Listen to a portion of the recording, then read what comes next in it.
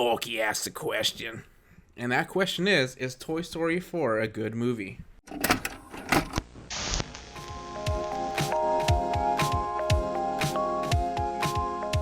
Welcome back to our podcast where every week we are on the quest to curate the best movie collection.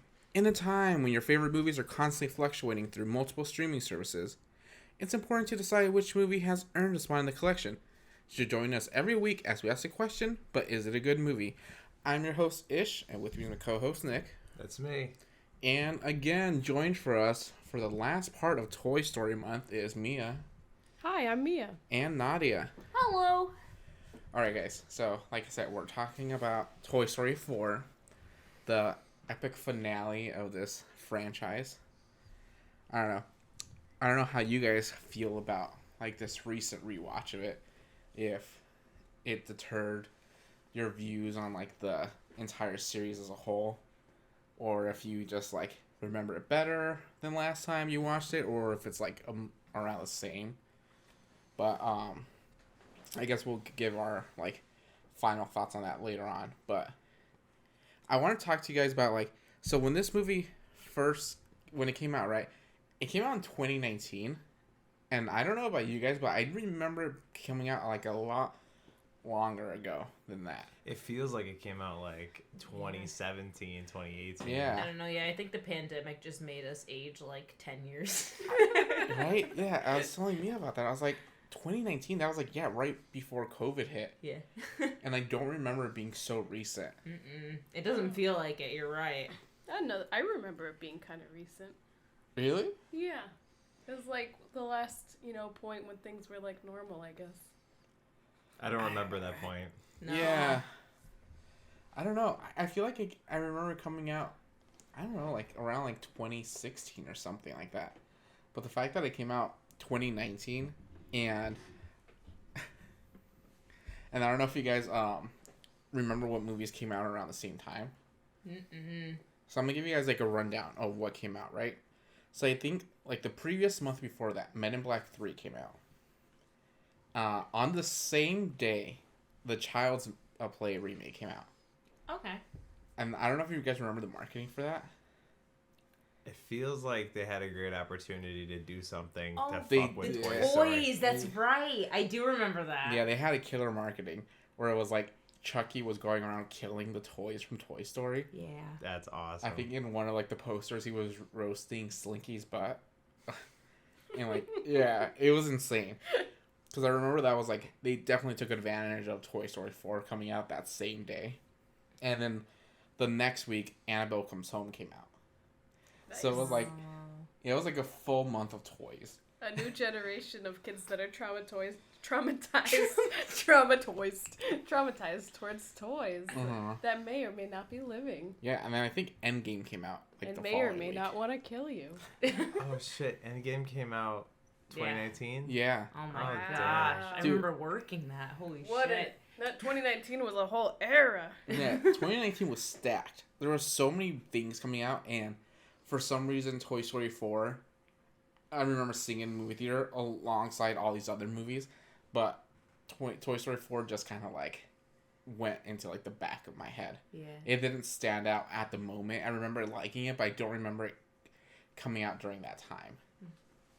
But let's like give a quick rundown of what Toy Story 4 is. So the gang's back together.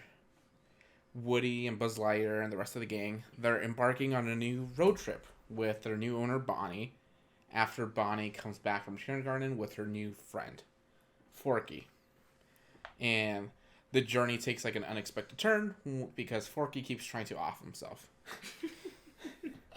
He is convinced that he is trash, and Woody is like a new parent trying to prevent this new toy from killing itself at every opportunity it can. This detour leads him to an antique shop where he finds Beau Peep's lamp, and he decides to inquire within to see if his old friend is there. And once he finds them, Woody and Beau discuss the old days, and they soon start to realize that they're two worlds apart when it comes to what they want for life as a toy. That's basically the premise of Toy Story 4.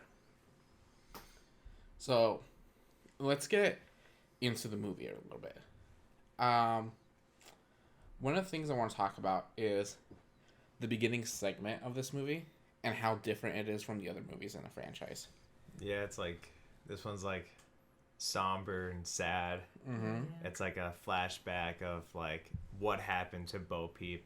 Because like in Toy Story 3, when like someone brings up Bo, it kind of just like brings the mood down for Woody for like 45 seconds, and he's like, yeah, don't worry about that, you know, kind of thing.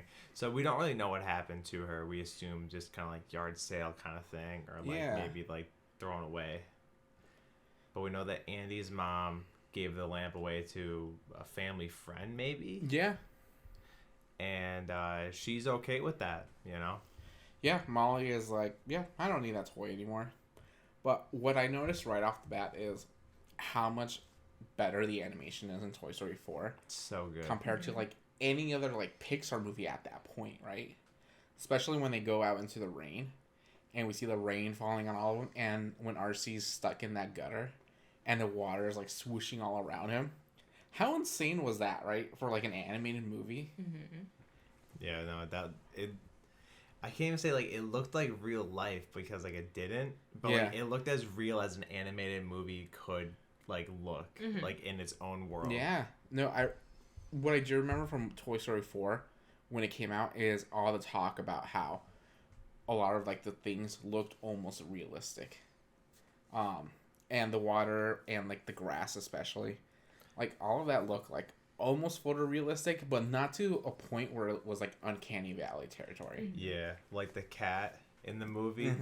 Like, that looks like a real cat for a split second. Yeah, but, like, it does. just like I said, it fits, though. I just remember when this movie first came out, the one thing I remember, especially in its marketing, was its posters, how it showed, like, I think there was one of Woody, there was one of Buzz, and then there was one of Bo Peep. They all were, like, standing, like, in heroic poses with their hands on their hips and everything. I remember people, like, grabbing them and zooming in, and I remember scrolling through Reddit and being like, oh my gosh. Like, people were picking out how you could pick out the threads on, like, the clothing and, like the reflections on, like, Bo Peep's, like, porcelain and everything. And people were like, holy shit, this is, like, animation at its, like, peak right now.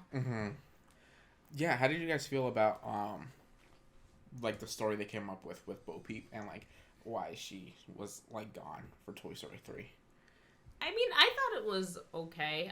I don't know. It was weird in a sense because, yeah, like, you didn't know what happened to her in 3, and it makes you wonder when they started planning that storyline, or if it was that far in advance, or if they just couldn't get, like, the voice actor for Bo Peep in 3. Like, I just wasn't sure. Yeah, I think John Lasseter, he wasn't very involved in this movie. This was around the same time where he, like, left to Skydance or something. But apparently he's always wanted to bring Bo Peep back. That's, like, the one thing they kept from his original story. Was, like, bringing Bo Peep back, but I think that's, like, the extent of it, of just, like, that character. Gotcha. Yeah, I feel like there wasn't too much to do with her character and why she left. For a toy, there's only, like, a couple, like, scenarios, like, I guess I could think of. Like, you get thrown away. Yeah. Yard sale happens. Given away or something like that. Or, like, they leave on their own. Because in this movie, we see, like, toys, like, just roam, man. Like, they just, like, you know, like the lost toy ideal. Like, their, like, nomadic lifestyle. Where they just kind of travel around with this carnival and shit. Hashtag van life. Yeah. What I did notice was, I feel like Bo Peep in this movie is a lot different than how she originally was portrayed in Toy Story 1 and 2. Because I feel like in Toy Story 1 and 2, she was kind of like Woody's, like, hype man in a way. Where she's like, Woody, you got this. But in this movie, it was almost like a Linda Hamilton moment, where it's like, she took up arms, and now she is the badass of this movie. It's like, the roles were reversed, where now Woody is out of his element, and he's, like, constantly fucking up because he's so used to being in charge, and Bo Peep is just like, no, I got this, like, this is my realm. And she does get very pissed at Woody at some points in the movie. Yeah, because she's been on her own for, God, 7 years. Yeah, because Andy grew up, and now, like, he's with, like, a new owner, and she's like, fuck that. Yeah. Like I live by my own code, you know. Mhm. Beau Peep literally became the "we can do this" Yeah. like poster girl there. Almost has like the same outfit. Yeah. You know what confuses me? Like Bo Peep was on the road with this carnival. No, she was in that town. The carnival just got there. Oh, okay. No, that makes sense. She said she was there for like 7 years though in the that town, right? Yeah, in the antique store. Because she was in. Oh, okay, so how long was she in the antique store for? I think She said a couple of years. Yeah. So I think in total she was there for 7 years. Okay. No, I was confused because I'm like, it seems like she wants to be on the road with this carnival, but she seems very familiar with the area. Mm-hmm. I think it was like a matter of like she brought herself to that playground too. When she kind of hopped off the lamp and everything, she Mhm. realized that she could be played with any Yeah. kid ever. Like she didn't need to be tied to like one kid. Like she just Polyamorous. yeah, exactly. Yeah, like a little like segue, but we saw a short on what Bo Peep was doing all that time, right? Lamp life. Yeah, and it kind of explained a little bit of when she was taken to that new family in the beginning of the movie. It was because they had a new baby girl, and then the baby girl outgrew her, and then they had another baby, and it was just like this whole thing where Bo just kept getting passed along. She was like a white elephant gift at one point. She was a baby lamp. Yeah, and then she was like on a boat. Yeah. I thought that montage was like more of like a funny thing. Yeah. than anything. Yeah. And like the way like Woody at the end of that little story is like, is that really what happened? Yeah. And then they're like, more or less. So Mhm. I think it was kind of like tongue in cheek, Mm-hmm. like kind of like how stuff moves, like, you know, one man's trash Mhm. in like a Goodwill or a thrift store moves to a present or a Mhm. white elephant gift. No, Yeah. my favorite part of that montage is when like a bunch of children, and it ended up the last child I think was like literally a baby, and the baby's like, "That's a baby lamp." Like, I don't want that. Right, times are changing. Yeah. I liked in that little thing where like the little girl took her off the lamp Uh-huh. and played with her, and the mom was like, "That's not a toy." Have you guys ever had that? Mhm. You know, where there Yeah. was some kind of knickknack or something your parents had. They're like, "That's a toy." God damn it! Mhm. Yeah. And I think that's really funny. Like I thought that this series couldn't get any more relatable, but I was Mhm. like, "Fuck!" That unlocked another like core memory. Yeah. Yeah. I remember my grandma used to have this like it was to put out candles, but it was like a little angel in her dress, like you put over the flame and it would put it out. And I always thought it was like a wand. I remember swinging it around as a kid, and she's like, no. That's not a toy. Yep. I don't know if your moms were like this, but my mom had a phase where she was like a dolphin mom, where she had like a bunch of dolphins and stuff. Yes. My aunt. I don't think my mom ever exited her dolphin face. Yeah, it was like a weird thing in like the early 2000s where Yeah. there was just a bunch of dolphins everywhere, and I never interacted with them, but my brother, he was the one that was like when he was very little, he would always try to grab all the dolphins and stuff, and my mom would be like, "Don't touch the dolphins." My mom had those Fabergé eggs. Oh, okay. And they opened up and you'd like, I don't know, you'd put like one item in them. They were so small, but I always thought like they're like these were such like mystical little items. Mhm. I'd open them up and pretend there was like treasure inside them and stuff. And then I broke one off the hinge and I just kind of placed it back on and Ooh. never touched it for like years.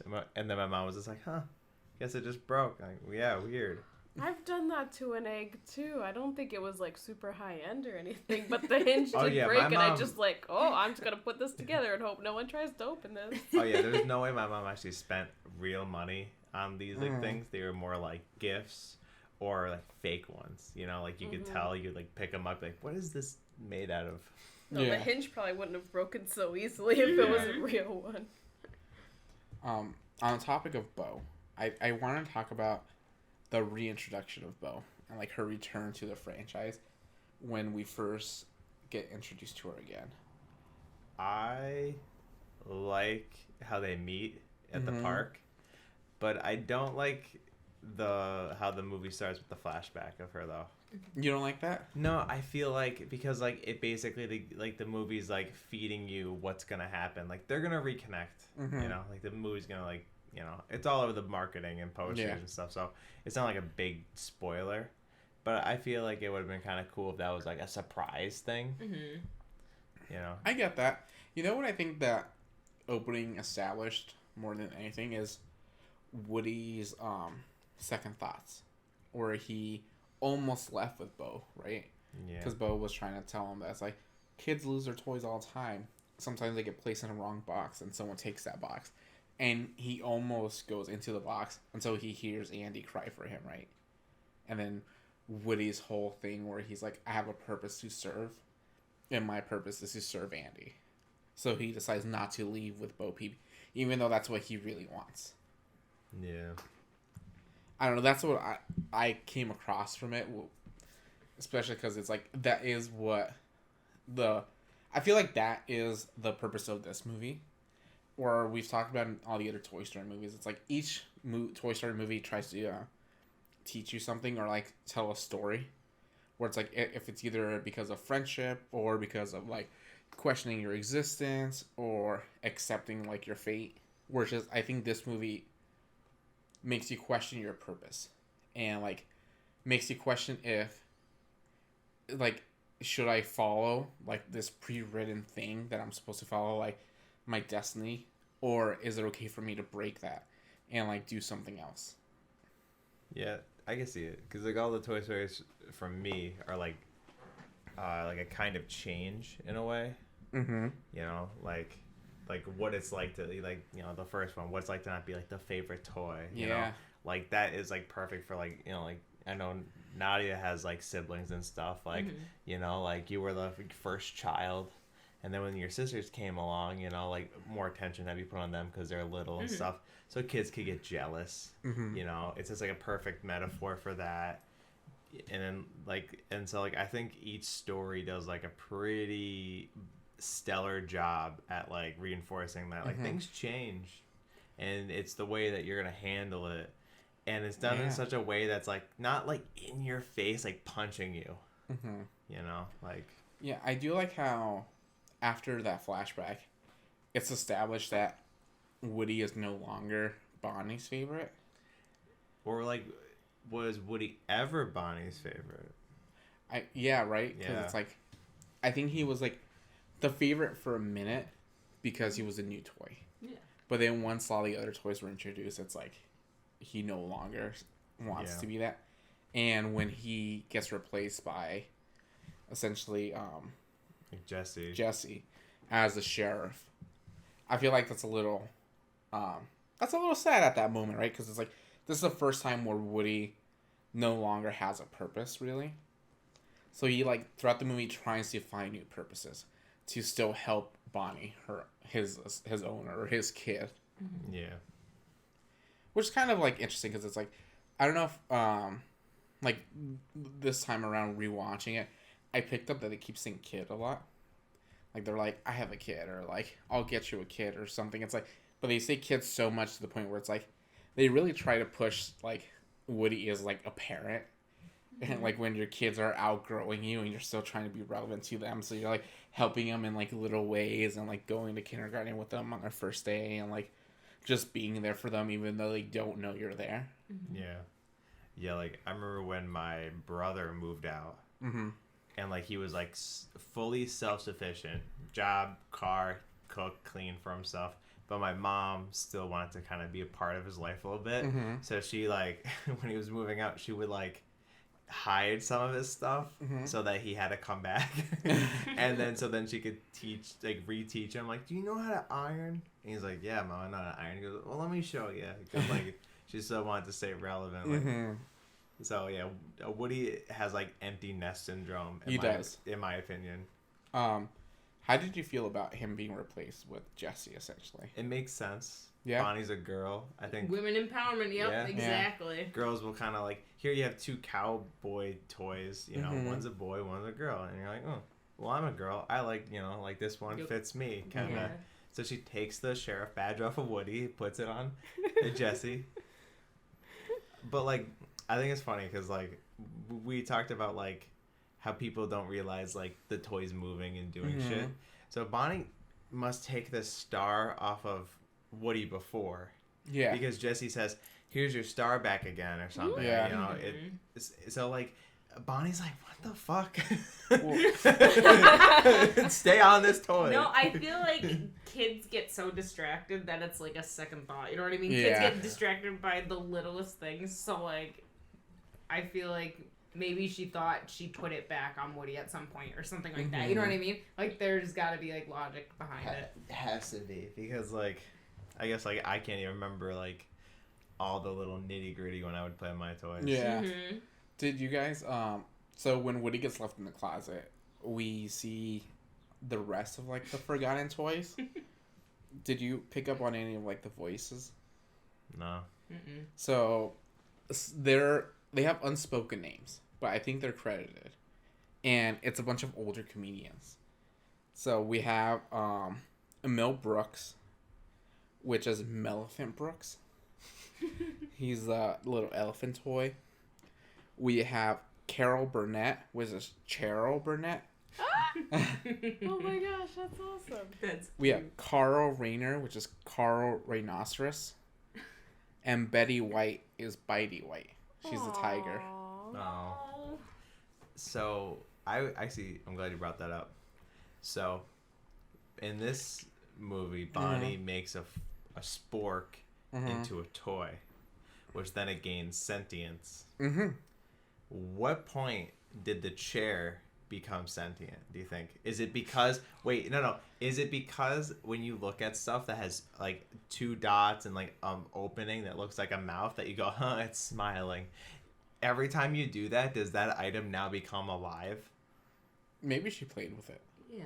That's what I'm. How do you play with a chair? I'm You're just like- asking. You use it as like a monster and you're like, hey. You fold it, you make the legs of the chair act like the legs of a Yeah. living being. Yeah. I've not done that before. No, I usually use chairs as like stages for stuff, and they'd be like jumping all over it and stuff like Don't that. you remember in Tim Allen's The Santa Claus when the kid is in his room and he has all the chairs lined up and he pretends that the chairs are reindeer? And he's just like, onward, Donner, honor, Dixon. So, like, kids play with chairs. Yeah, I guess more or less like it's just like the chair is just like immediately sentient. Yeah. I do like the chair's expression. Yeah. Where All it's the just like, surprise Pikachu face. All the time. Always, yeah. I like when the toys in the closet are just like oh, I remember a house. Those were the good old days. It was simple. You make a house and you live in it. Yeah. Well, I think that's probably where the chair gains sentience because I Yeah. think she's the one that says it, right? That's like, remember house. I thought it was like one of like the little toys, but I know one of them says it. Yeah. And then the clock. Yeah. That like reminds Woody that he's like been shelved. Yeah. I can't remember how long they said, but I feel like it was like 6 months or something. Yeah, it was Yeah. a crazy amount of time. And he was like, I've been counting every minute. I didn't see any Totoro plushes in this movie. No, he was gone. He was I guess Disney lost their rights to the to the Studio Ghibli publishing. Yeah, I guess so, because they don't distribute Studio Ghibli anymore. Nah. Did they do that when Toy Story 3 was coming out? I don't know when they did it. I feel like when I started collecting the Studio Ghibli movies, it went from a point where it was like, oh yeah, these all say Disney on them, and then they started saying G Kids on them. Mm-hmm. Yeah. There was a Gotcha. point where Yeah. it switched. I know, because, I mean, yeah, off topic, but I remember, like, watching on Disney Channel when, like, Ponyo and stuff like that was Mhm. released, and they had so many specials dealing with it. So, I know we were talking about Beau earlier. I like how when Beau gets reintroduced, and it's because Woody sees the sheep, right? He sees them, like, scamper across the playground, And he's like, what the fuck? and he tries to get to them, sees a kid coming, so he, like, plays Plays dead. dead. Yeah. But then, I like when he gets introduced with Beau again, because, like, the girl picks them both up, and he's like... And she's making them talk. Yeah. I And thought then- that was so cute. Yeah, because of the lighting, and, like, everything looks, like, so dreamy, and they're just, like, looking at each other with smiles. Mm-hmm. And it's all in, like, slow motion Yeah. and stuff. It's like... But it's like that technique or like that kind of framing is like used in like more human like expressions. So when Yeah. they see each other, like usually like one of them, like, oh my god, like they'll have like a surprise expression. But because they have to pretend they're not sentient, they're just Yeah. looking at each other with their normal expressions, and it keeps cutting back and forth. That was really funny. Like they're having like the first conversation Yeah. again, like forever, so daydreamy. I don't know. I can't imagine how hard it was for Woody to hold in his excitement. He's just like, Beau, Do you guys remember the sheep's names? Oh, They say it so many times. Yeah, Billy, Goat, and Gruff. Yeah. That's Yeah, it. I love how Woody can never remember it. He goes theirs, and he'll name them Yeah. whatever, and they all just give him like a "Are you kidding me?" kind of look. And, like Lefty. Yeah. And right. Right. Yeah. Billy, Goat, and Gruff. Billy, Goat, and Gruff. Yep. So, let's talk about some of like the newer characters that were introduced in this movie. So we have Forky. We have Ducky and Bunny. Duke Kaboom. And Gabby. Gabby's the villain. And then the ventriloquist dummies, which Benson. They're all Benson. But do you guys remember the little cop's name? Giggles. Giggles, yeah. Is it just Giggles? Um, Or Officer Giggles. Officer Giggles. Yeah. So, how do you guys feel about Forky? Love him. You love Forky? I think it's funny Yeah. because like around that time when like this movie was coming out, that was when like the millennial humor was like taking like full mainstream Mhm. effect, where like people were like, "Oh, I'll die, fuck Yeah, it," huh, you know. just kill me. Like, yeah, Yeah. literally, like shit like that. So like I feel like Forky fit perfectly. It's like, "Oh, I'm trash, I'm Yeah. garbage," or something like that. Where it's like the very like self-deprecation Yeah. of like the humor and stuff. So I think it's pretty funny. I think I remember around this time people just going, trash. Trash. That was like people's favorite phrases at the moment. Yeah. When Forky first gets introduced and like Bonnie makes him and stuff, where it's like, I completely forgot that Woody is the one that essentially also helps create Forky in a way. She gives him the tools. Yeah. So it's like, I guess it makes sense that he sees Forky as like His son. his son in a way. But when he's in the backpack and he's like, look at me, I'm talking to the spork. And then Forky gains sentience and he takes a deep gasp. That was fucking terrifying. Yeah. Oh yeah. Yeah, Bonnie kind of just Frankenstein him together, and Yeah. here he is. And I love how he just like, he understands his purpose is like trash. Just like when Buzz gets introduced, he like thinks he's like a space ranger. So it's a little different with Forky because Forky doesn't think he's a toy. But he knows what he's supposed to be.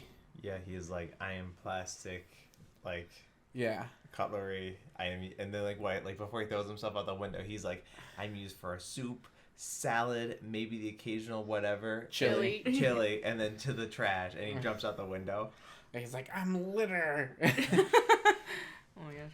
I guess you think about it though, at that whole sequence when she was building him, right? Mhm. Like, there was a kid that came over to her table when she sat alone and took all of her stuff, Yeah. all like the Oh my material, God, that was heartbreaking. and half of it ended up in the trash anyway, Yeah. which is kind of ironic. That was another point where I was like, he was eating an apple. And I was like, that looks like a real apple. Yeah. Like up to like all the little details and it had like a little bruise and stuff. That was impressive. It was. Rewatching it, I was just like, that apple looks fucking real. There's probably a team at Pixar that's like, they like watch, like they like go through the work again, and they're like, couldn't use more detail on that apple. It's only there for 4 seconds. You know, Detail. I Put a bruise on that apple. this movie came out 10 years after Toy Story 3. I would have thought a little bit more time would have passed, but it's only been a year with Bonnie Yeah, I think so. because she was in daycare and now she's in kinder. Well, then they would have had to make a whole new character model for Bonnie. It looks like they stretched her out a little bit. Yeah. Like they made her taller. Yeah, I think they made her grow a little bit. They Yeah. aged her right, and then again going back to the whole where it got technically just more impressive. Mhm. Like you could clearly see like more texture on her face, like her freckles kind of came out a Mhm. little bit more, and then the like you could see specific hair strands and how the light Yeah. hits them and everything. With Forky, was there ever a point where you were over him, or were you like, I'm invested in this character, let's go? I felt tired watching him, but at the same time, Woody was also getting exhausted from watching him, so I feel like I just sympathized with Woody. even though I was like kind of over Forky at that moment. At the same time, he was. Right. I guess I understood him more so now. This time, like he was a plot device, you know. Yeah. So and I understood him as that. I feel like they like kind of took him out of the story like at the perfect moment. Yeah. Because he gets captured by the ventriloquist dummy. Benson or Vincent? Benson. So he gets taken pretty much like, I don't know, like mid part of the movie. Yeah. So like we don't have him constantly. If we did, I'd be like, okay, can we like get this over with? It was weird because Forky, I feel like in all like the promotion material, it made it seem like Forky was gonna be the new protagonist. It was gonna be like another Buzz and Woody moment. But yeah, like you said, like not even like halfway through, right? He becomes like a MacGuffin at that point, where it's like he is a plot device to almost like completely do like a 180 in the movie, where like it no longer follows this story. It's like this story's over. Now we're in a whole different movie, which is very jarring. Yeah. I guess with like Forky's like character development there, it's like the whole dynamic where like you're like Woody's like the parent to the kid, and then now like Forky being like the kid, but that's acting like the parent to the parent, you know. Yeah. Where that, I mean, it happens in life too, you know. You have these conversations and such. I do like when they're like talking to each other, and Woody kind of like lets out a slip, and he's like, "Oh, Andy needs us back," and Forky's like, "Who's Andy?" Oh yeah, like the Freudian slip. Yeah. It. Oh yeah, I felt that, and then it's just quiet, and it's like, oh, Andy. Yeah. No, but I do like how Forky kind of like develops when we're not watching, though. Yeah, that's exactly it. Like when he's just talking to Gabby, he's just having like a full on like somewhat intellectual, at least friendly conversation. Yeah. You know what? My favorite thing about Forky is when Woody goes after Forky, and they're like walking back to the campground, and Forky's just kind of like hobbling back and forth, and he stops and gets dragged, and he gets back up and starts wobbling again. And he goes, "Carry me?" Yeah.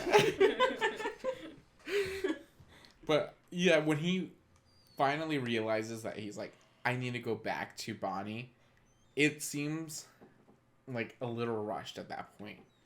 Well, I feel like that was like the point on why he gets like taken.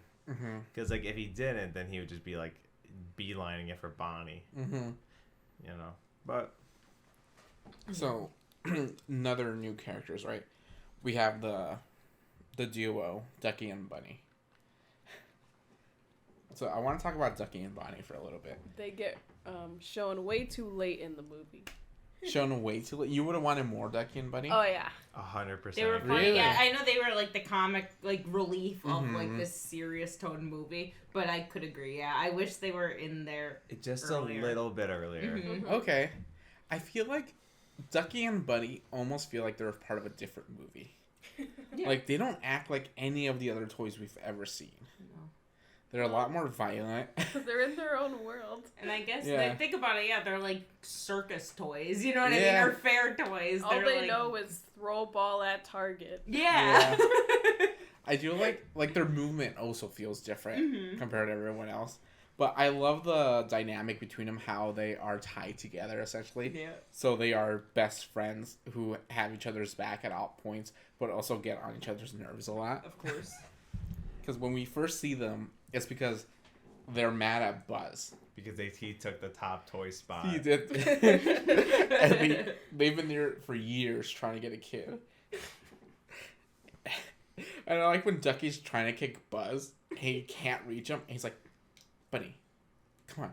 It's like, what? It's like, you're going to make me say it? Like, I can't get to him without your help. Yeah, they definitely felt like, well, they're played by two comedians, obviously. But they definitely felt like stand-up in this world. Oh, yeah. That's why I think they feel so different. Because everyone else acts like a toy, but they feel like a comedic duo, actually. Yeah. After watching this, I wanted to watch all of Key and Peele. Because they are so funny together. I was watching some of like the behind the scenes of them recording together, And just how they bounce off each other in the recording booth is amazing. You can tell that they've had chemistry for like almost their entire lives. Mm-hmm. Good chemistry will always make a good set of characters, Yeah. though, for sure. I love their plan on when they're trying to take the key back. Yes. Yes. I like how like it just like cuts right to like their plan, but like they didn't say like the plan is. No. It just like cuts to like, our scene, and then like it's jarring because like they jump out at her Yeah. and shit like that, and it's like holy fuck. Yeah, that whole section was like it's another point where it's like it felt like a different movie because like they did a whole like playing by the rule of threes, right? So they do the first bit where they attack the shopkeeper, and they're like, all right, scrap that. We'll do winner chicken dinner, and like yeah. And then they drop the ball. Yeah, but it's essentially the same exact plan. And then when they get to the third point, which is Plush rush. plush rush, and this is where it's like you think it's gonna be the same thing, but they kind of derail it a little bit by making it a lot longer, where everyone's like, okay, what the fuck's going on? And then, Yeah, like with the lady of the shopkeep, she just like she leaves.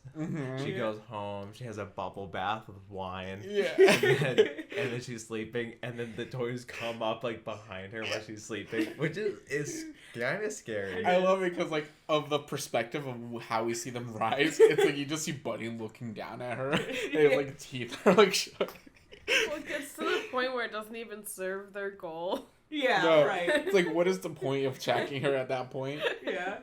But I love how we find out how they actually do get the key, and it's just because she just left it there. Yeah. Literally Like, yeah. served on a plate in front of them. Yeah. Yeah. You were like, yeah, that was so hard. Like, Yeah, almost didn't make it out alive. Yeah. So, you're welcome. But yeah, seeing Ducky and Bunny. Wait. Mhm. That makes me think, were they planning on attacking her?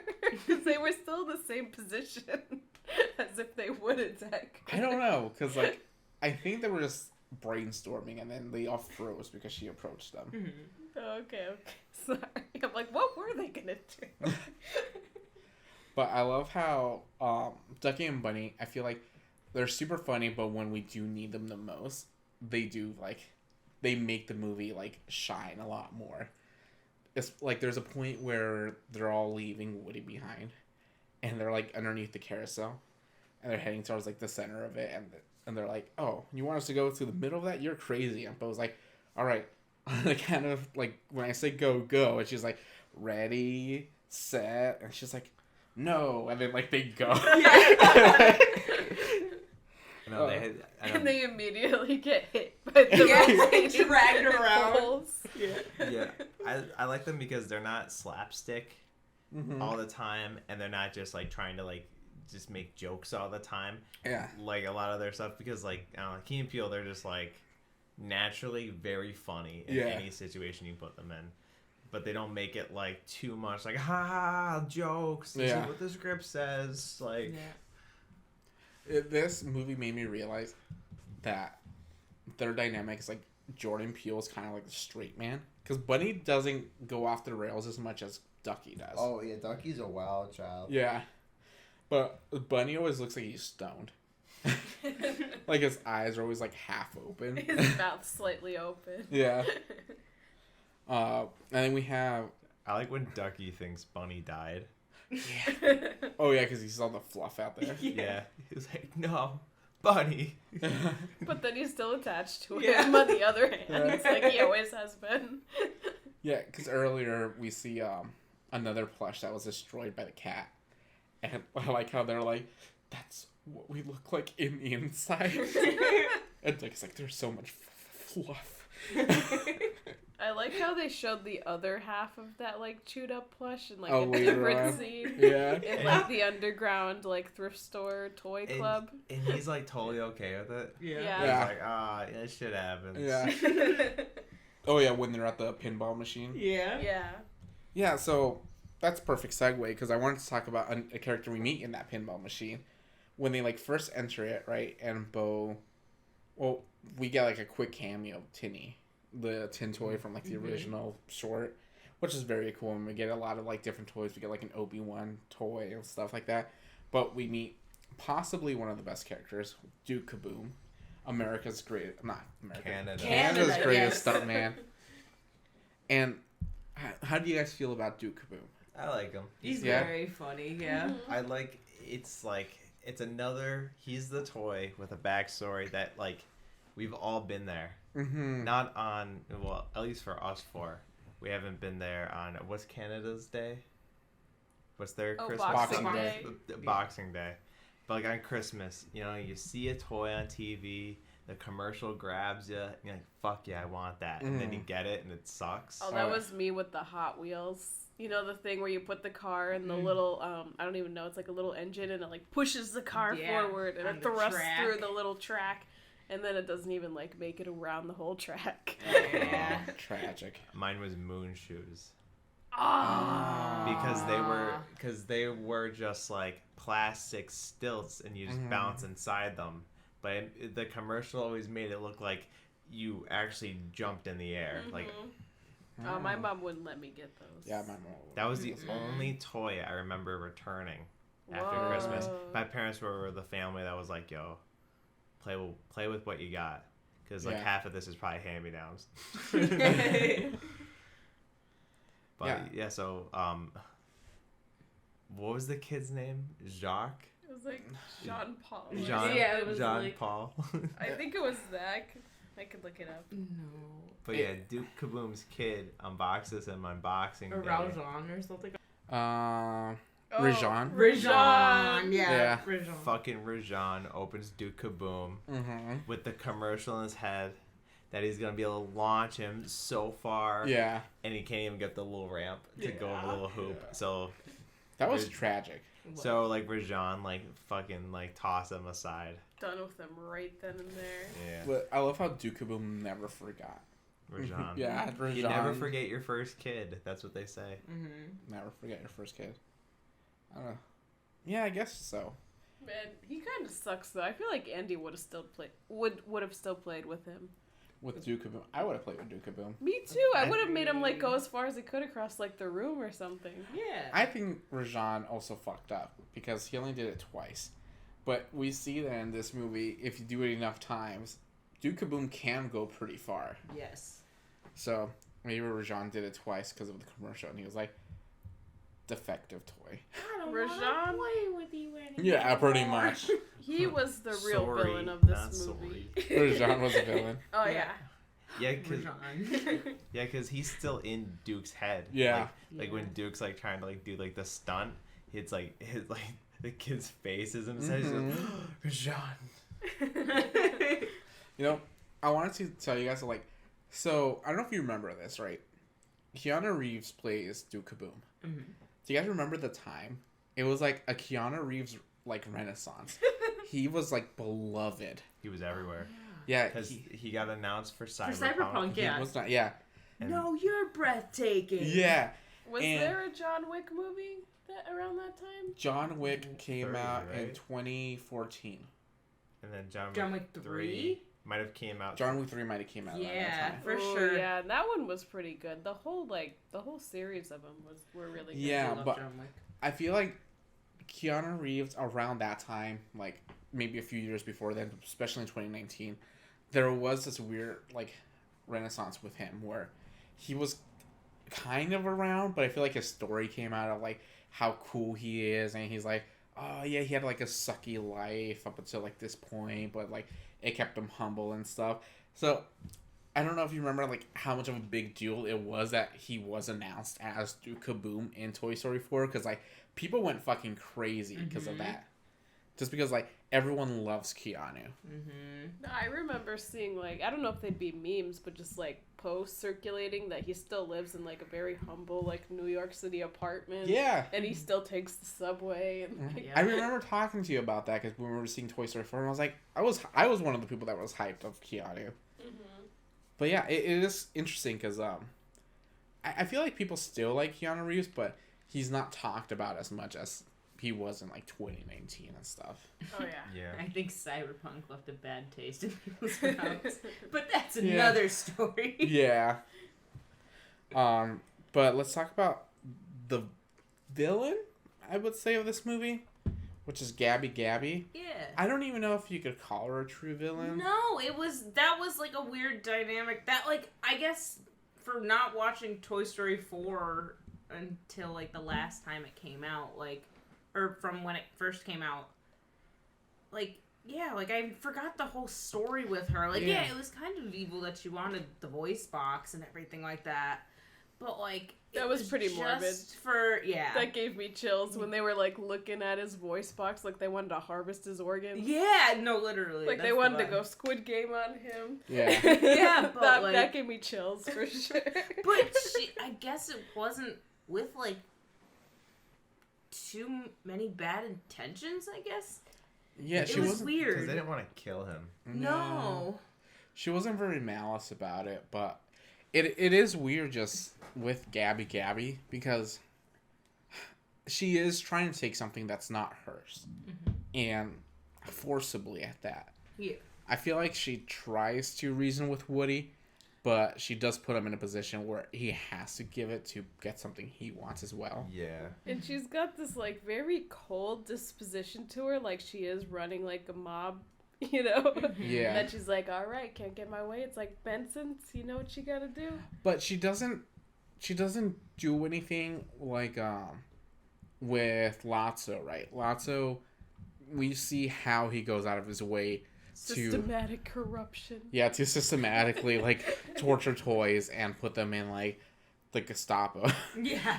No, right. I might disagree because Beau Peep had a very bad taste in her mouth towards Gabby. Well, they didn't say she was bad. They were just like, oh, she's creepy or something like that. I think it was Lotso ran the daycare, and I think Gabby kind of you know, she has like the posse of Bensons. Yeah. So I feel like she could run the antique shop, but she's not like, you know, like making everyone's life like hell. Yeah. She had like seniority, I think. Yeah, I feel like basically it's like if the other toys wanted to do anything, they would have to slide it by Gabby first. Yeah. Or just go like do it out of her like eyesight. Like she's not gonna go into the pinball machine and fuck shit up. Yeah, like all the other toys seem like they're still having a good time. It's not like Gabby's going around doing something. It almost seems like Gabby's kind of like the Karen of the group, where they're just like, Gabby kind of sucks, but she's not that bad. Yeah. Right. Like, Gabby was just her whole thing. Yeah, was like she was deformed, so then she went defective, Nadia. Defective, Jesus. right? But like she just wanted to be loved like everybody else. She was almost like a jealousy thing. And then she gets Forky to kind of, because like on the way back to the RV, Woody opens up to Forky, which then Gabby gets to learn all of that from Forky. No, it was fun seeing them be besties. Yeah. I'm not gonna lie, that was fun. She like cradles Forky at one point. I was like, that's a weird image. Yeah. We never see her mistreat Forky. Exactly. They even fixed Forky. And like, she doesn't do anything to him to get any information out, because Forky kind of just says everything anyways. So it is weird having her as this villain. She does come off as like slightly villainous in the beginning, but only because of the voice box, and she really wants that. It almost seems like she sees an opportunity and she wants to act on it before anything happens. Yeah, she's more or less like blinded by like greed. Yeah, and finally like being loved by like a child. Yeah, like the missed opportunity. Like she said, like, you know, she was made the same time as Woody, Mm-hmm. and Woody is probably Woody seems like he might have had another owner before Andy, maybe Andy's dad, but Andy was, you know, the ultimate child. Yeah. So like hearing about that, he's like, oh, here's another toy, maybe made in the same factory. She brings it up, possibly. And then she doesn't get the same love and attention. So yeah, she's probably just like blinded by the times that she wanted. Yeah, she's almost a mix of Lotso and Stinky Pete, where like Stinky Pete never had a chance to get played with anyone, and then became cold while she just kept longing for it. Yeah, because Gabby is, we see her that she has her box and her original stuff with her, but she's out of the box. So it seems like someone took her out at one point, noticed that she was defective, and then like donated her or got rid of her. Yeah. So we Yeah, get because I think she said that she was defective out of the box. out of the box, yeah. So we get like that Lotso element where she was like abandoned, but she doesn't seem to be like bitter about that, like Lotso was. Yeah, in fact, she's like hopeful. You know, she's hopeful that she'll eventually get the chance to be like played with and everything. With Harmony. Yeah. With Harmony, yeah, because I feel like she tries to plead with Woody towards the end. She's not even like trying to like send Benson's out after him. She's just like, can we just agree that the ultimate goal of a toy is to play with a kid and like make his like life better? And Woody's like, yeah. It's like, you've had your chance. Can I have a chance now? And he's like, she's pleading with him to like just give her something, right? Give me your heart, Woody. Yeah. And I feel like Woody, when he does decide to do it, it is almost like he does it because he's trying to get Forky, and he's not doing it essentially for Forky, he's doing it for Bonnie, which is like another thing. It's like Woody is like a parent that would do almost anything for their kid. And like give up like an organ. Yeah, he gives up basically like his kidney for Bonnie. Well, he's like giving up his voice. I feel like that's kind of symbolic. It is. Yeah, because it's like, well, I feel like most parents would say like if they could do anything to like, if like a kid has something, like they would do anything to like help their kid out, even if it means like something harmful to the parents. Yeah. And I almost want to relate like Pixar's relationship to Toy Story with Woody, like in his voice box. Yeah, because I since like Toy Story 4 is essentially Woody's movie. We get the cast in this movie, like the rest of the gang, but they don't do a lot of stuff. No, they're like background. Yeah, and we get Woody and the new characters, and we get Buzz for a little bit. Yeah. But Buzz is like third fiddle in this movie. Yeah. He's a himbo in this movie. Yeah. Yeah. So this is really about Woody and like Woody finding a new purpose. And I like when Woody is arguing with Beau Peep about Forky, and she's like, "Why do you care so much?" And he's just like, "It's all I have." And like that was pretty sad at that point. Where it's like he's no longer the favorite toy. Bonnie essentially does not care for Woody anymore, but Woody is still holding on to like this purpose that he feels like he has to fulfill in order to be happy. To make Bonnie happy. Yeah. And like I like when he says that, and then Bo Peep's like, "Oh, so the rest of us don't matter." Because she has the like opposite viewpoint where she's like, "Why be attached to one thing where ultimately you're going to have to just find a new owner, and you're gonna have to do this or that to like keep that purpose alive?" Well, she moved on essentially to like retirement. Yeah, I feel like they both have similar ideas of what happiness is, but different ways to achieve them. Where Woody is like, I want to be with this one kid, and Bo Peep's happiness is like, she wants to play with all the kids. So she doesn't want to be attached to one person, but she wants to be like out there and still like help kids out, but in her own way. Because of that, like kids do grow up and then like they end up just abandoning you anyways, but might as well like be there for them. Like she's like almost like she wants puppies versus like taking care of like an old dog. It was like the way I saw Bo Peep. Yeah. She's a foster. Essentially, right? She was like a foster parent versus Woody is like a traditional parent. Yeah. I could see that. Damn. This movie's about adoption. Oh my gosh. And Forky was the kid. Forky has the question. No, one weird. So, I guess kind of a different take.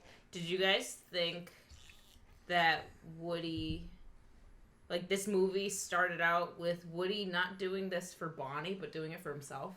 Oh yeah. I feel like it started like that, you know. I feel like he had nothing to lose at that point, so him putting himself in the backpack was almost for him to be like recognized as like the hero. Like I got Bonnie through her first day of kindergarten or like, the orientation of it or whatever.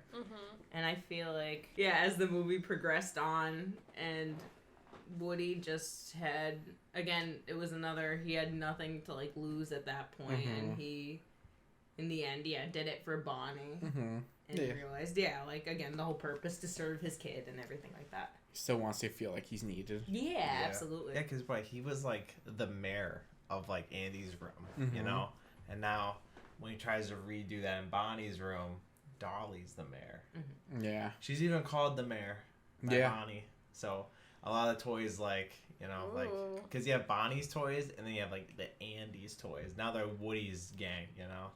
You know, I don't know if this is intentional or if this is like subconscious about Toy Story, but Toy Story 4 definitely tried to play to the element of like women in power a lot more than any of the other movies. You mean they were pushing the female agenda? And How dare they? No, but I want to say it's because of John Lasseter and how John Lasseter was like, it's well known that he was weird in the office. weird in the Still office, women. a lot of sexual allegations Yes. towards all the women staff at Pixar, and like it's been known that women have not really had a good time at Pixar up until this point.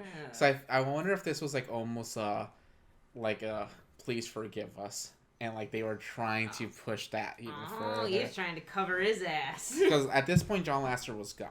Yeah, this is like because like it's directed by a completely different person. Yeah, it is directed. So like this is more like they were cleaning it up. Now that Yeah. he's Yeah. gone, like here's what Pixar can do now. Yeah. kind of thing. They were- I feel like they are leaning that way in general, though. Like, They you know, are. Incredibles 2, you know, you got Elastigirl as the main character. Yeah. So- got, female protagonist, exactly. Yeah. I feel like, I mean, you could argue against me, but in Coco, I feel like the head of the family is the you know, The woman. the I woman. feel like there's a point in Pixar where we start seeing more diversity and more women like in the forefront with starting. Or even turning red.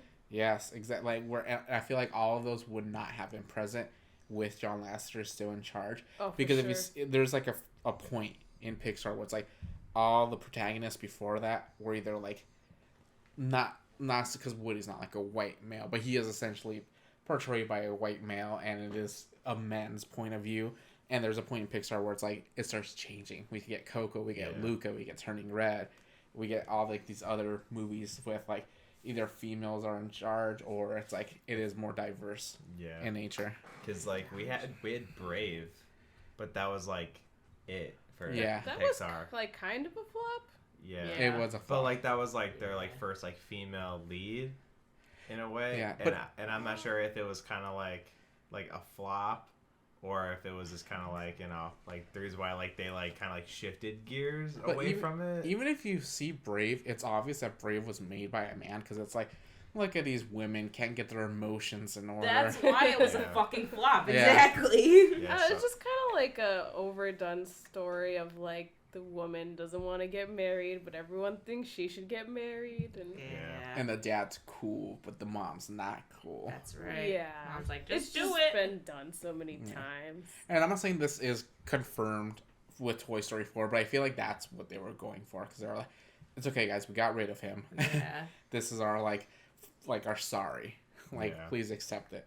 It was a lot of people kind of like coming out and being like, yeah, women are cool too, and like, well, think about even going back to fucking Avengers, the Infinity War. I believe it was Infinity War. Yeah, that Where had they had the the whole woman women scene. scene that lasted think way too long. They had Mantis in there. It's like, what is she gonna do? Oh, that was Endgame. or Endgame. Oh, it yeah. was. So then it was the same year anyway. Mhm. No, I know what you were talking about though. Yeah. Yeah, and I feel like, and I don't know, I've read this from a few people that maybe Woody is also, The patriarchy.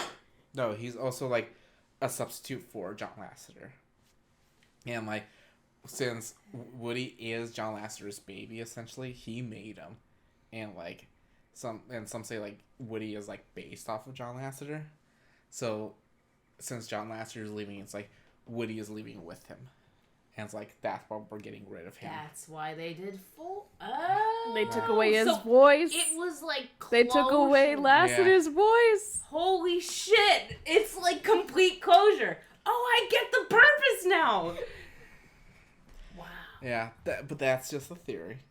A film. Can I say that? Copyright. Cut it. Yeah, that's what I was reading about, like, Damn, Woody. that's pretty interesting to think about now. Oh my gosh, that makes this, like, again, it makes so much more sense now. Like, I just wanna, yeah. Oh my gosh, even just being a theory, like, it changes my perspective on this movie a little bit more. Yeah, it is kind of crazy. It's just crazy to think about, like, because it is, like, such a problematic thing. It's like most companies have, like, someone problematic in charge at some points, like we saw with Blizzard and stuff. Mm-hmm. But it is crazy how Pixar, this, like, beloved childhood, like, factory almost, had someone like that for the longest time. And he was also put in charge of a lot of Disney stuff, too. Mm-hmm. So, yeah. It is crazy. And not only that, they gave the voice to a female character. They did. They, like, it was like, it's almost like, oh, in order for, like, females to be empowered, men have to give up something for them. Because they had the spotlight. Yeah. They had the megaphone for so long. It's time to sit down, Woody. Yeah. And give your badge over. Yep. Yeah, no, you could... That makes sense. Or especially if you think about Beau Peep, how she had to, like, leave her lamp, like, realize it's just an accessory and it's not, like, an important part of her. Mm-hmm. Yeah. She had to leave the home. Yeah. You don't have to be, you know, based your worth off of, you know, your beauty. It's like right. you don't have to be tied down to what people think you're supposed to do. Right, you could be anything you want to be, exactly. Yeah, I was listening to an interview with Annie Potts, which is the voice actor of Beau Peep. I don't know if you guys are familiar that much with Annie Potts. No. She is the secretary in Ghostbusters. Oh, okay. And she's in a few other roles and stuff. But she was talking about how it feels awesome doing this role, because whenever she goes into, like, stores and she sees little girls with, like, this Beau Peep, and it's like, yeah, women empowered, and it's like Beau Peep is now the cool character in this movie instead of just being, like, the damsel in distress or, like, a Barbie-esque character. It's like the true cool hero of this movie is Beau Peep, and, like, it, like, really, like, brightens her up and stuff. And she almost didn't do this movie. Oh man. Yeah, but yep. So they got her back on board for Toy Story 4, which I guess they were. She was told that this was always the plan, but I'm glad that she is back. She does sound a lot older too, though. Mm-hmm. They gave her those signature wide hips. Yeah. That was an upgrade, I'd say. Truly the sexual awakening for many kids. Oh, yeah. Like, wow, Beau Peep makes me feel things. That's right. Yeah. I do like Beau Peep a lot. Another character that sounds a little older, Jessie. But is that the same voice Yeah, actor? Joan Cusack. Okay, yeah, she sounds a little bit older. Yeah. You can tell when she does her yeehaw, it's a little grand. I little Yeah. love It's- Joan it's Cusack. great. It's Yeah. great.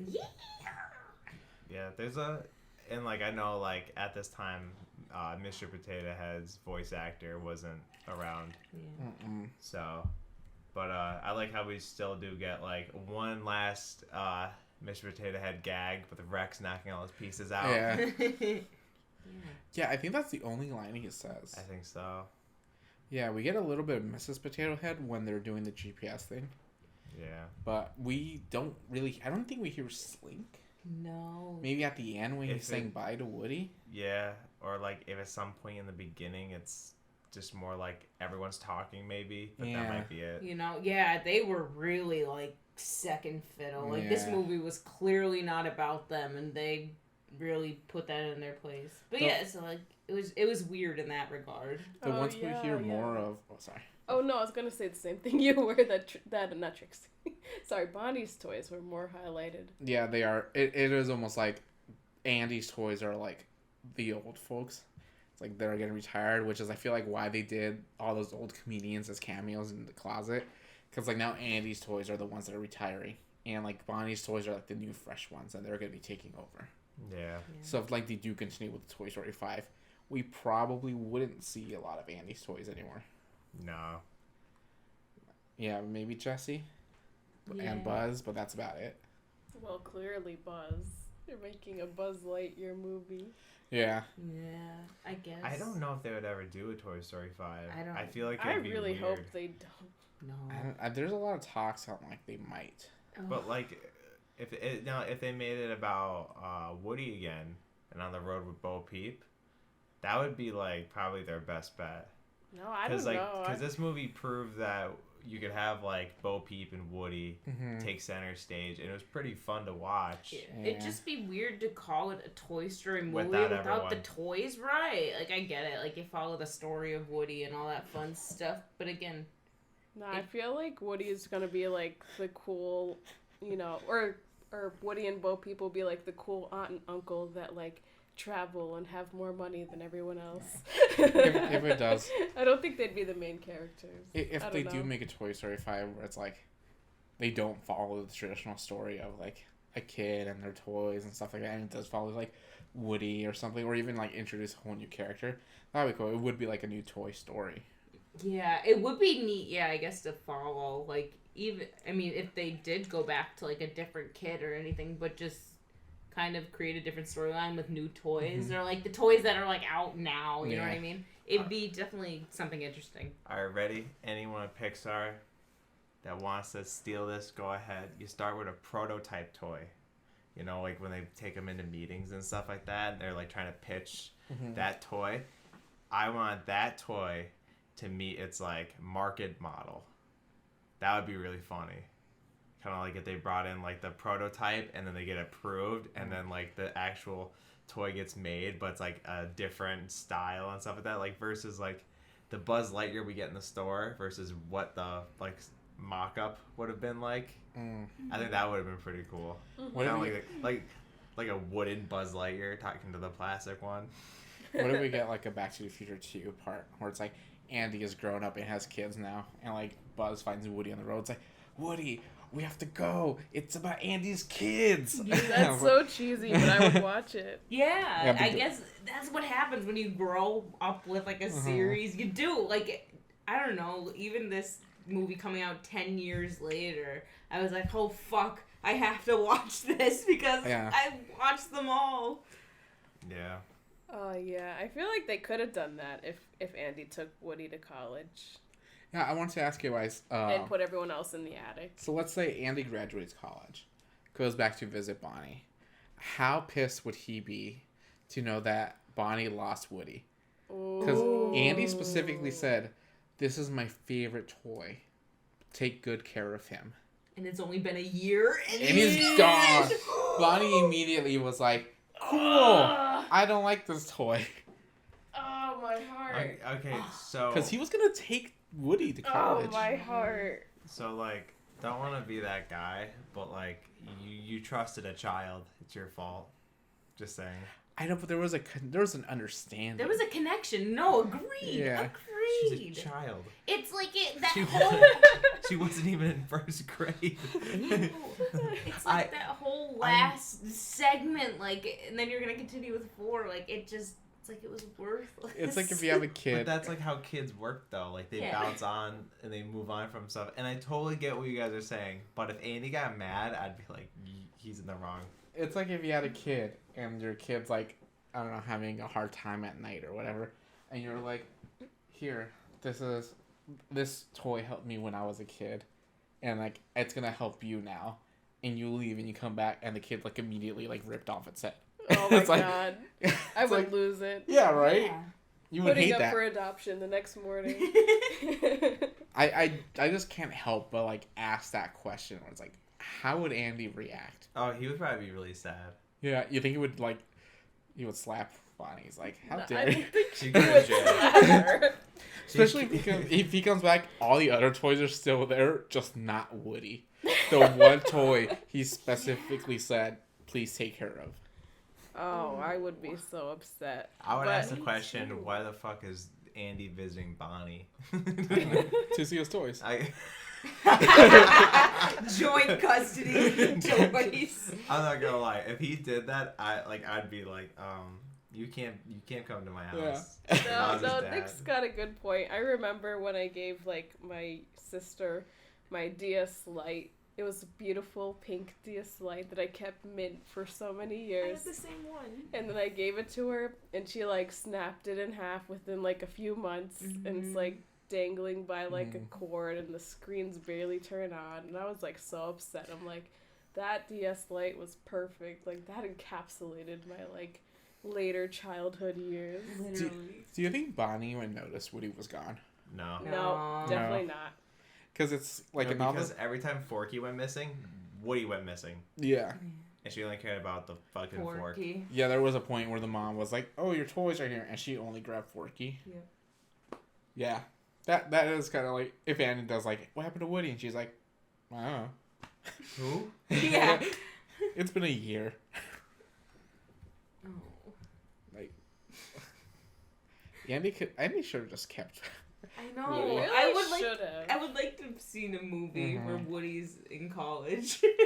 Oh my god. At college parties and That'd shit. be great. Oh no, I would love to see a movie where he does have like a family of his own though, and then Woody's part of their life, but maybe in between we get like a montage of his life in college. Yeah.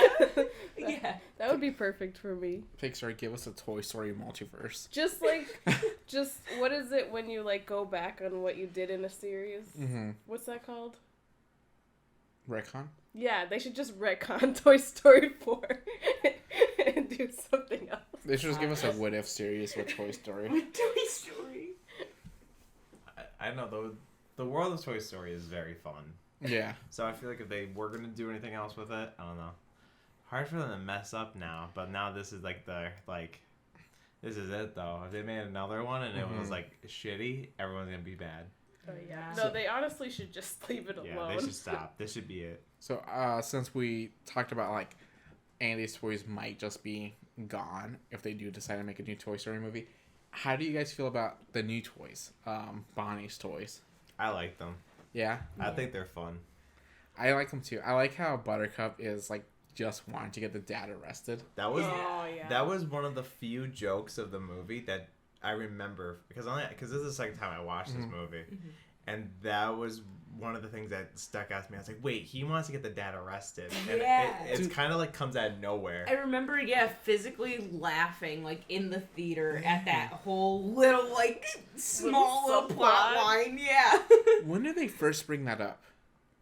When they were talking about how did they delay Bonnie's parents from driving away. Because I was rewatching that Toy Story 4, and in that part where they're down there, and he's like, "We could just try to get Dad thrown in jail," and Dolly's like, "Stop suggesting that." So it seems like he keeps doing this throughout the years. Yeah, Like, I think maybe because like so Trixie is the dinosaur that Bonnie has, and she's like in love with the internet, you know. Yeah. So maybe Buttercup was put by the TV and the mom was watching like Investigation Discovery and he was like, "Oh my god, this is awesome." Yeah. It's almost like, what did Buttercup see that he wants to get rid of the dad? What did the dad do Yeah. to be Do you like... think the toys, if just left, you know, like Bonnie plays them in like the living room and then goes to daycare or school or whatever, and the dad comes home with like a mistress or the wife's away and stuff like that, the toys see everything? Oh, shit. I was gonna say just like kicks the toys or something. Maybe. He did step on Woody. Yeah, Yeah. twice. That was hilarious. Yeah. That Almost little looked moment intentional if you ask where he me. just kind of Yeah. blew on his thumb and whoop, his head popped back. Little horn. Yeah. I like how at the end when he finally does get pulled over and Buttercup's like, "Dad's totally going to jail." He's like giggling. He's like, yes. So Buttercup's cool. I like that it's like a unicorn, but he's like a dude. Mhm. Yeah. Mr. Pricklepants. He's cool. He's the theater kid. I don't want to be the baker. I was born to play the pet shop owner. I feel like Trixie for me is my favorite like new toy. Yeah, I like the voice. The Yeah. voice actor is really She's, good. yeah, she's cool. Dolly, kind of whatever. Yeah, she's the Woody. She's just, you know. I like Dolly. I feel like Dolly's voice matches the look very well. Oh, Yeah. 100% agree Yeah. with that. But kind of whatever, really. Yeah. And then, what other toy does Bonnie have other than those? I think those are like the main ones, The right? 4, I think that get highlighted and actually get like big voice lines, big enough. And Forky. 4, yeah. We didn't see the Peapod this time. No. No. Well, I don't think they're like main toy material. No. They're not RV material. Buzz.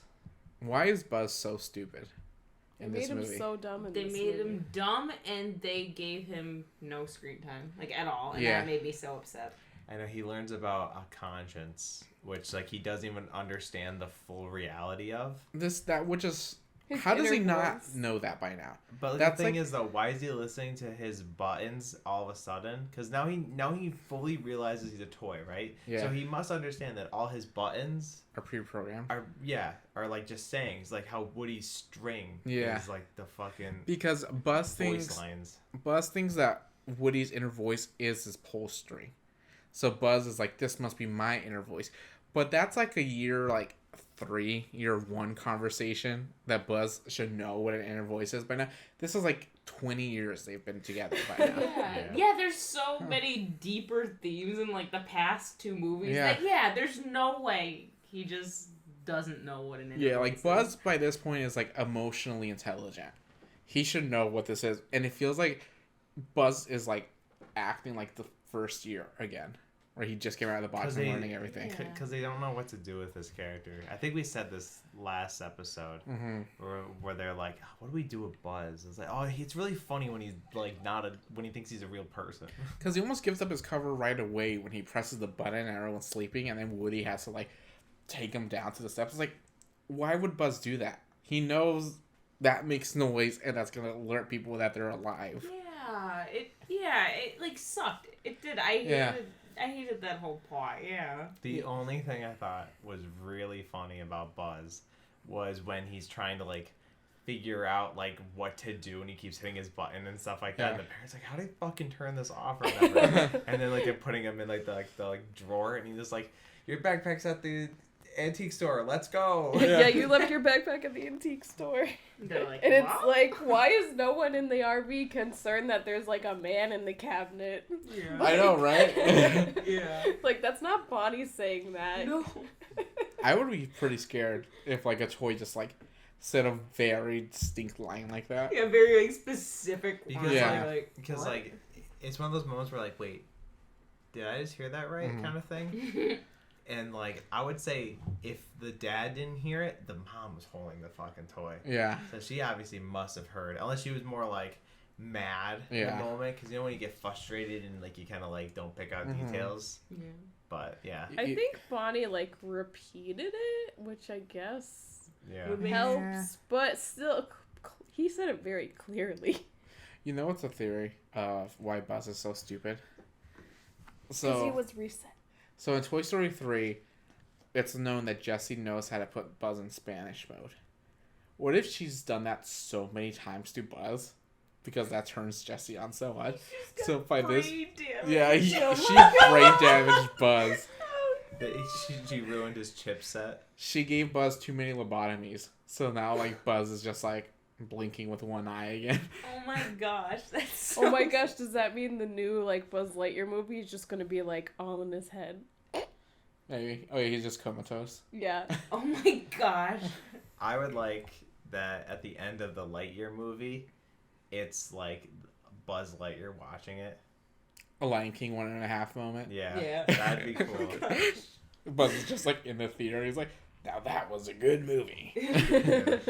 Or like Bonnie has all her toys like on like the like couch and they're watching it together. Yeah. I think that'd be really cute. We'll tie it all in. Another thing I want to talk about was why does Buzz and Woody, how do they keep getting new phrases throughout the movies? Like, Oh, with Yeah. their posters Yeah. and everything. It was like, where did that come from? Woody gets like 3 new phrases that we've never heard of before, and Buzz gets a shit ton more because he keeps pressing those buttons. What do you know? It's DLC. Right. No. Yeah. Woody downloaded it on his postering there. Yeah.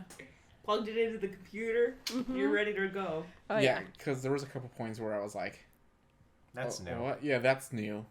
I don't like that they keep adding stuff instead of just reusing stuff.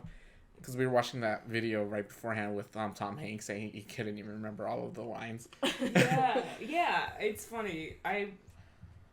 I was trying to look for like certain consistencies and everything to see what stayed through, and the lines was totally one of them.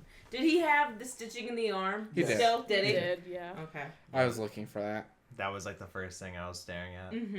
I couldn't tell. It was hard to tell in the beginning with the flashback. Yeah.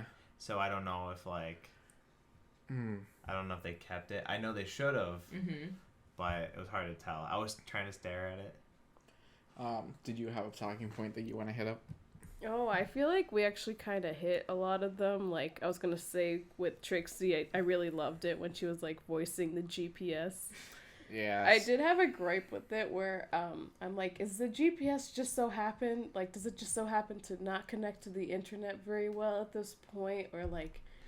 Did they? I mean, I know they were messing with it. They could have unplugged it, but I feel like that just stops it from charging. It doesn't stop it from like connecting. So I had one like that they had basically where it plugged into the car, and it had like preloaded maps on it. It wasn't able to connect to the internet. But this is 2019 where everything's on the internet. Right. So. Also, but the RV was a little bit on the older side. It was a rental, so maybe the rental had older tech in it, like you were saying. Wouldn't you recognize your GPS voice changing?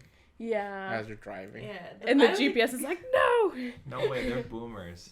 They're boomers or maybe just sleep deprived after the kind of day that they had. Maybe. I do like how Bonnie has parents. Like, it's not just how Andy just has, like, his mom and stuff like that. Like, it's like, oh my god. Well, they had time to animate another parent. They did. They weren't lazy and didn't want to not animate dad. The dad looks more detailed than mom. Yeah. Yeah. The mom reminds me of, like, the Inside Out mom kind of. A little bit, yeah. A little bit. You know what's a crime? That Bonnie's dad took the whole day to change a tire. Yeah. Yeah. It's like... He's not a man's man. I guess. Did you guys have any points that you wanted to hit up? Not everything I want to talk about was Yeah, honestly. I guess the last thing I wanted to talk about was the locations of this movie. So we have like the RV, which is kind of a location, but the carnival and the antique store, which by far are the most impressive locations of all the Toy Story movies. Because the antique store has so many like Easter eggs and there's so much shit that they had to animate and stuff. Yeah. And especially the carnival with all the moving rides and stuff. That was like one of the most impressive things I saw. Agreed. Yeah, I think this one was more like technically and visually like amazing. Yeah. I still think that my favorite location throughout the whole series will ultimately be the daycare. Yeah. Just because I like the plot revolving around that way more. Okay. But like on like a technical aspect, I think like I definitely agree with you. Like there was just so much happening with like the carnival and the antique store. Yeah, I feel like this movie was almost made for that reason, to show off like Pixar's animation and like their new systems that they've been using and everything. Yeah, it's like every single Pixar movie is like a new tech demo for something. Yeah. I loved the end credits to this. Like, from everything from the, like, kind of melancholic song to just how, like, it was, like, faded out, like, the carnival rides and everything, like, the lighting. Like, I loved, like, the bursts. It was so cool, and it was just so clever. And very, again, it had such, like, a melancholic feel, and I was just like, oh. Yeah, I like, Newman's new song in this movie. The I Can't Let You Throw Yourself Away. Yeah. Newman. I think I think this one had the best music variety. Yeah. Yeah. Cause like you got Friend and Me, kind of played like periodically throughout the movie, but you get in the beginning with the montage of Andy growing up with his toys. Yeah. And then you get the new song, and then like I liked a lot of like the background music. I think this one's probably my favorite. So we're watching these movies pretty consecutively. Are you tired by I Got a Friend in? No. I love that song. Classic. Yeah? It's classic. Okay. Now, like, if I listen to it like for a month on all the movies I watch, I'd be like, all right. Yeah, because Let's it's like go over this. I wasn't too tired of it, but at that point I was like, It's like you could use a different song, but it's like, okay, I get it. It's like a staple of the franchise to use that song. Oh yeah. Yeah, for sure. Before we like end this discussion, I did want to talk about we talked about Gabby Gabby a little bit, but I wanted to talk about how her ultimate end and like what happens to Gabby Gabby. Oh my gosh, when like Harmony finally picks her up and realizes her voice box is working. Yes, so she ends up trading voice boxes, or I guess just keeping a voice box, because Woody gets just sewn up very roughly. Yeah. He doesn't get a new voice box. They've done some stuff in that thrift store. Clearly. And Gabby Gabby is ecstatic right now. She's like, I have a new voice box, and finally Harmony's gonna love me. Harmony's the one. She's like, all I've ever wanted. It's time.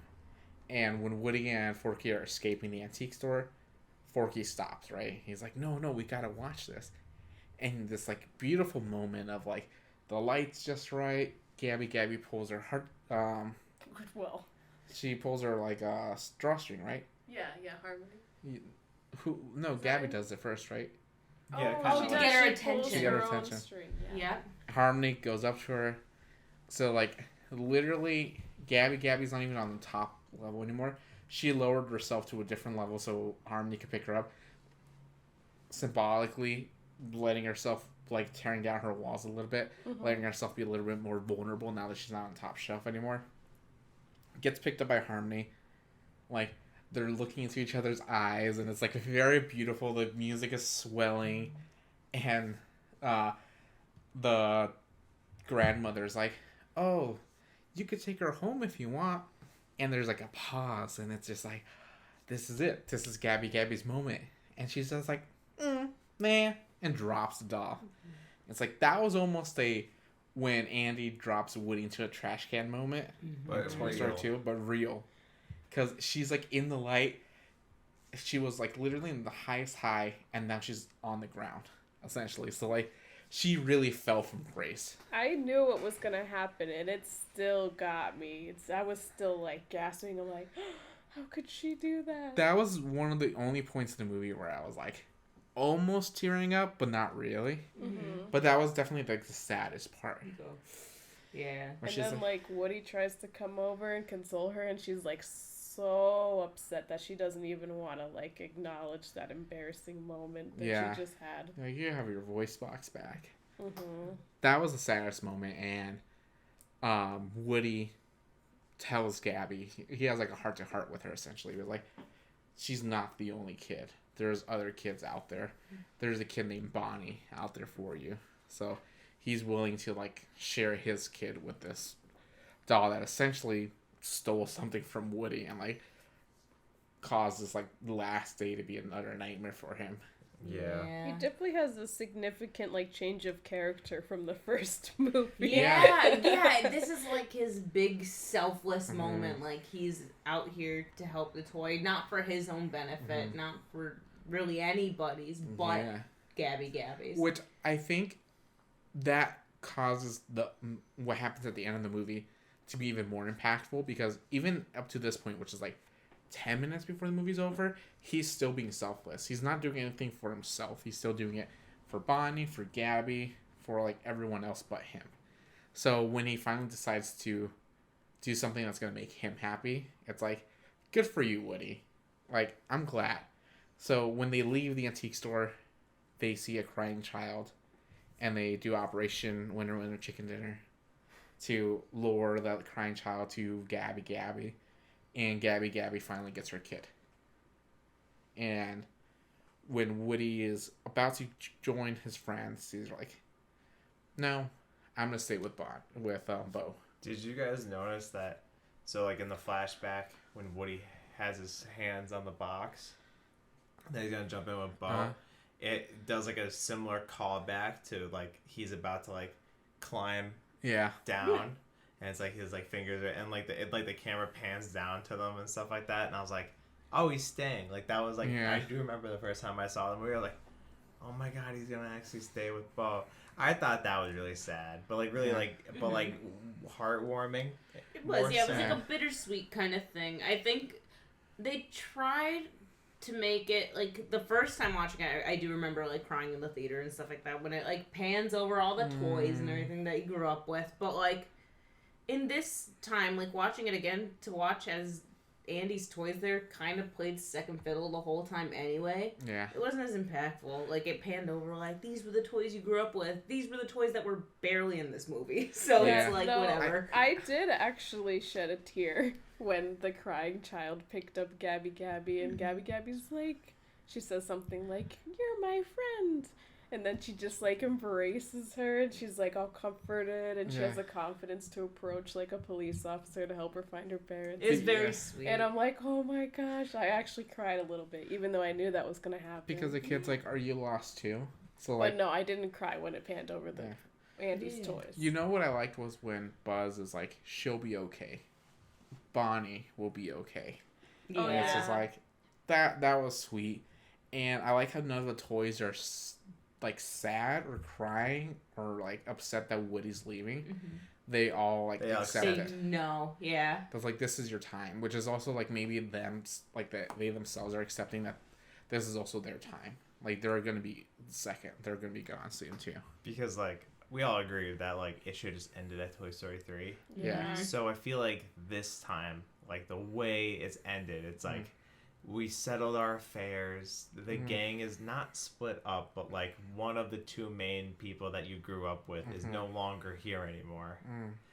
Like, let's end it, you know? Like, there's so many like ways to like reinforce. But Bonnie will be okay. You know, like a wood, you know, like that pan of all the toys, like kind of like this is the last time you'll see them, kind of thing. Last time Woody will ever see them. Like, move on already. And I think they like hit it like 6-7 times in this like really short segment. That was like, if they made a 5, I'm like, I know we just talked about it, but like it would kind of suck. Yeah. Like, oh, come on, really, guys? You guys did such a good job on 3, and you reinforced it in 4. That's over. It's over. Like. Yeah, it's weird because it's like, I don't know. I feel like this movie, like Toy Story 3, we've agreed is like the perfect ending. But I think Toy Story 4, yes, it is a little unnecessary, but I feel like it fits its purpose of like closure for a lot of people, where it's like, now we know that's like Bonnie will be okay, Woody's gonna be okay.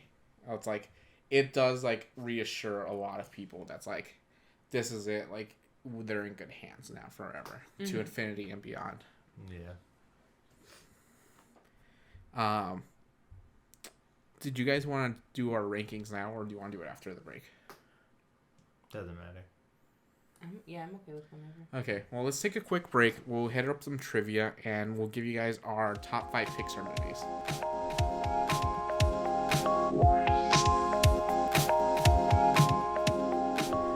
Welcome back. All right, welcome back to some Toy Story trivia. All right, guys, so here's some trivia for you.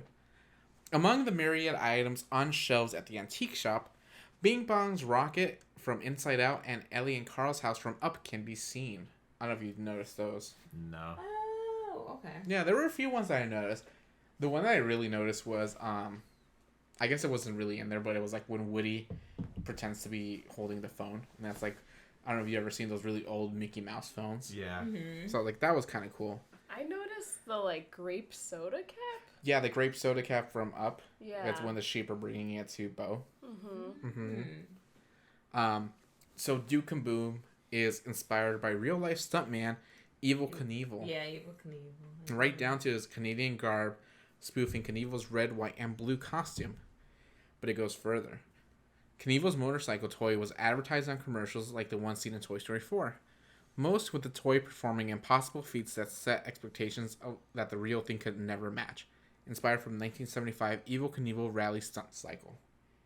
And the Duke and Boom toy is first featured in Jack's crib in Incredibles 2.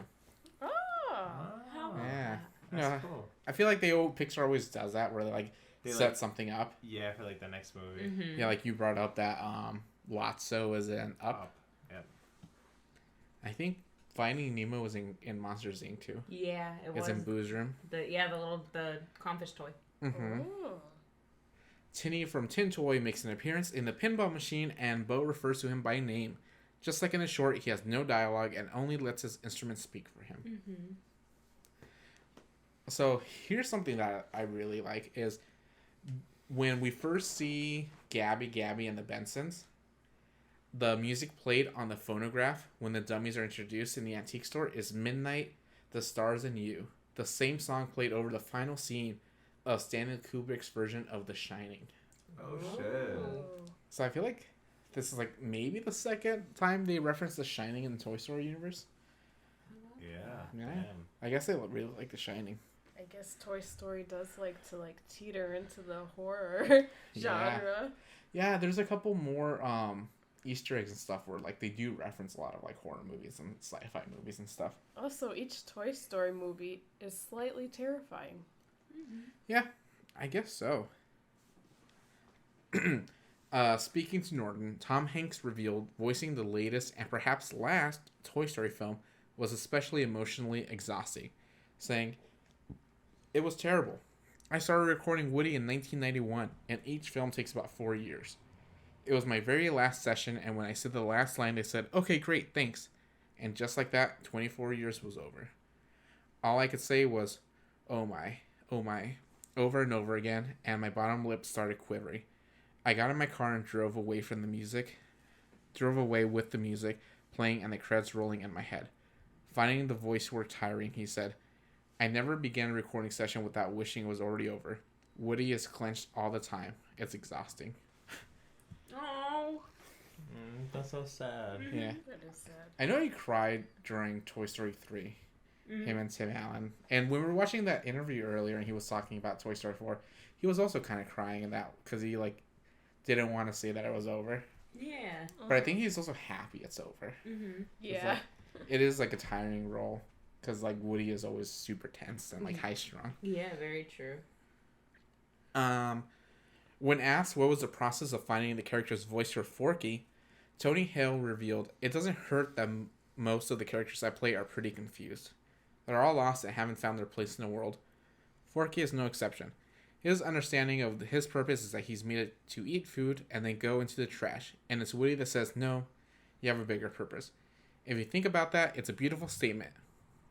I talked a lot about Forky's aimlessness and how new everything to him is.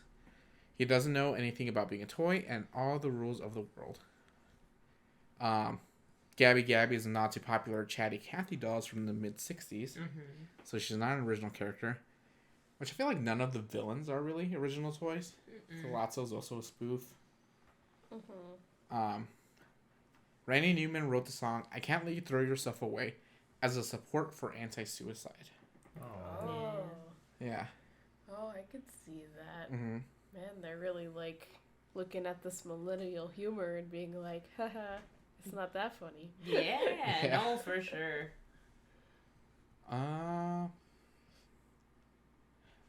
In the first film, after Buzz shows off what he can do, Beau declares, "I found my moving buddy." Here, when the two reunite, Beau affectionately refers to Buzz as her moving buddy. It's when like they're hugging and embracing each other. Yeah. When Woody first reunites with Beau Peep, her sheep bring her various items they scavenge and they think they can use. One of those items are the grape soda cap and safety pin from Up that Ellie used to pin to Carl, pin the cap to Carl's shirt. The soda cap pin becomes hugely important to Carl, and at the end of the film, he gives it to Russell as a token of his appreciation and friendship. Beau Peep has zero interest in the soda cap, but separately praises the safety pin. And I think that's all the trivia I have. So, let's rank our Toy Story movies in order. Right. I feel like we're probably gonna agree. Okay, so I'll start first with the Toy Story movies, right? So for me, it has to be Toy Story 3, 1, 4, and 2. What about you, Mia?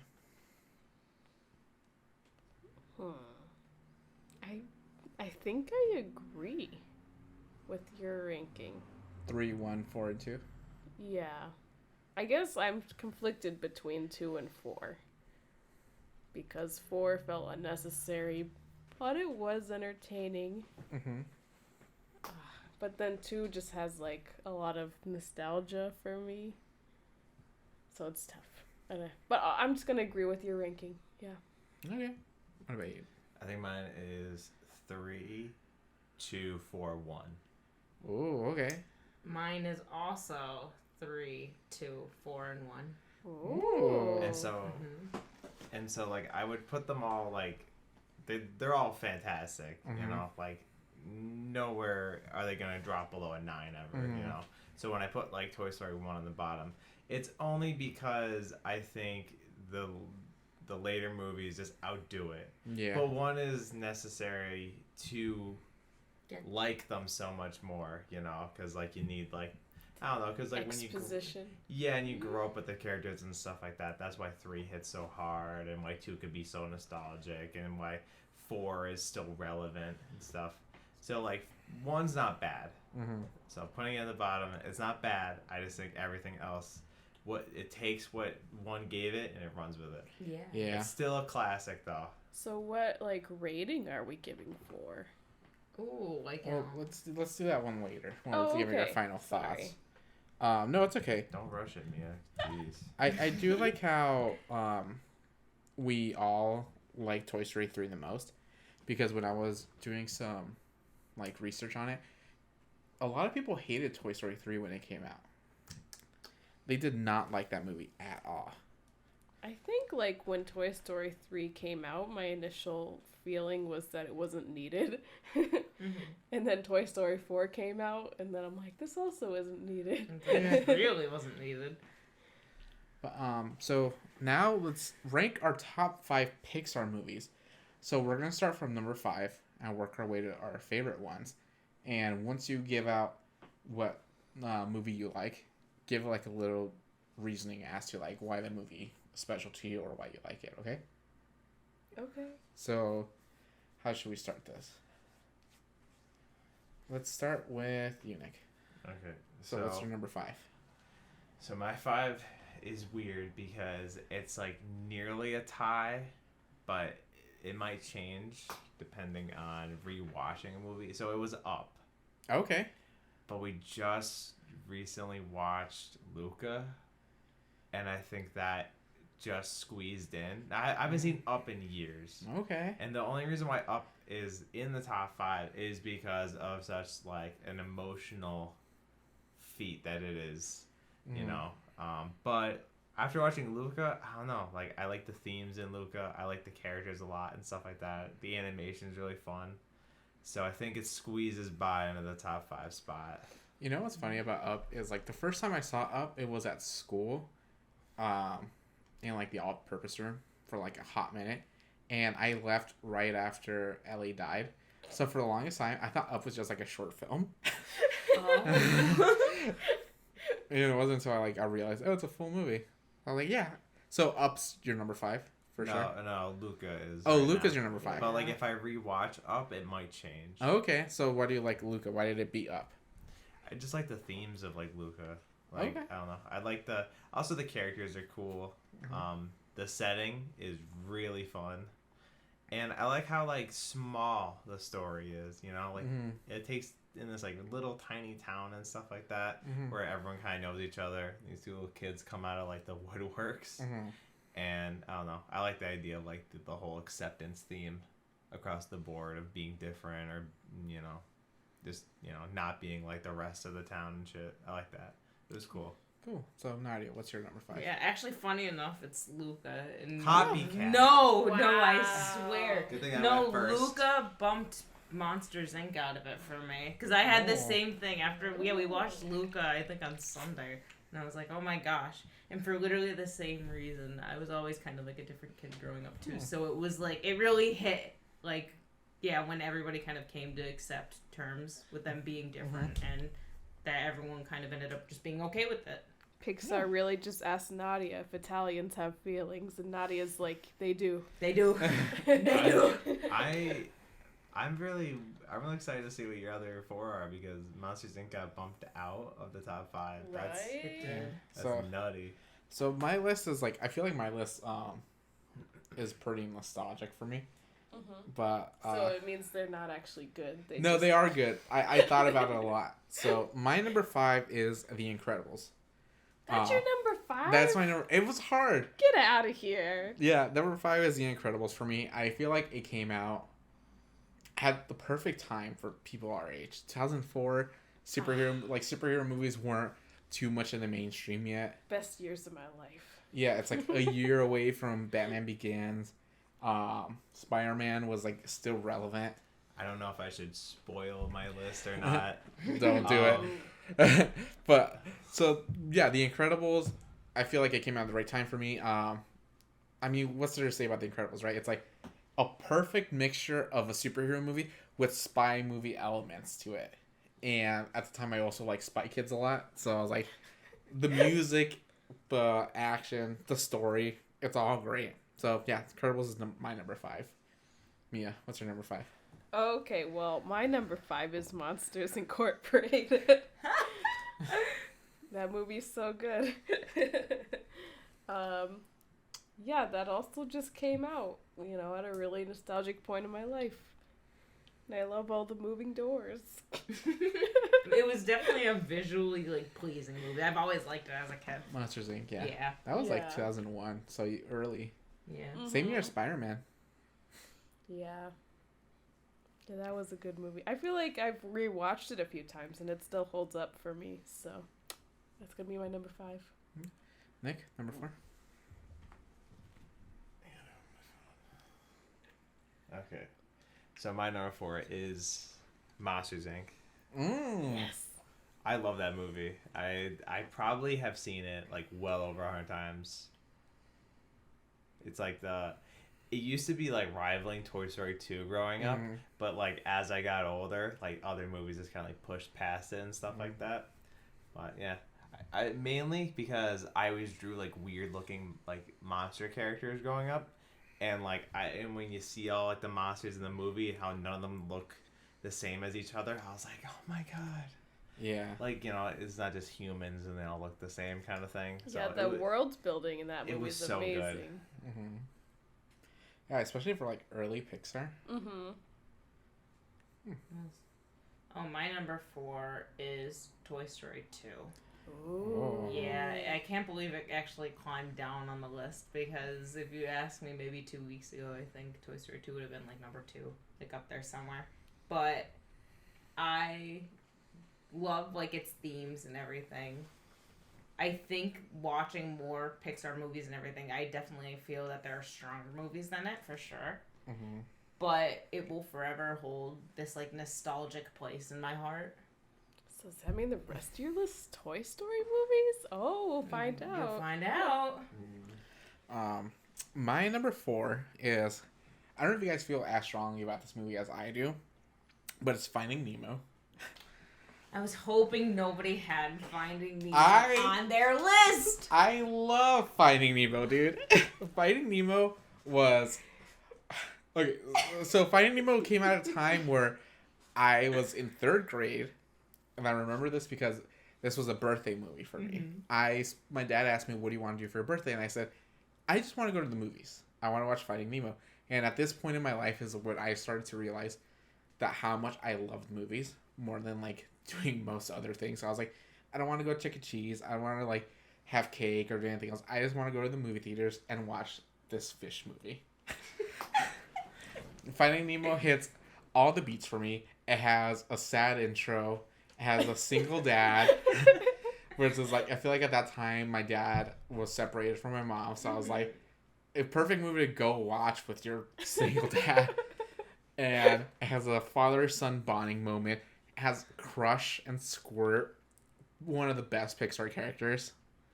And I don't know. I feel like this just really started everything for me. For appreciating what movies could do and how they could make you feel. And it also made me respect how much a parent could go for a kid. What they're willing to do for them. What's your number 4? We didn't talk before this about our list, but mine is also Finding Nemo. Once the movie, they played that Sinatra song, the somewhere beyond the sea, and my heart is just yes. I love I feel like it's very visually pleasing. Maybe I have to rewatch it and maybe it's bad now, but Finding Nemo's super quotable. Yeah. Oh my god, Finding Nemo is the most quotable, and yeah, it is very stunning because it's all in water. I love the water. like right before that, never seen a movie that takes With place in water water. and like so much of it. Does either of your lists contain Finding Dory? No. Mm-mm.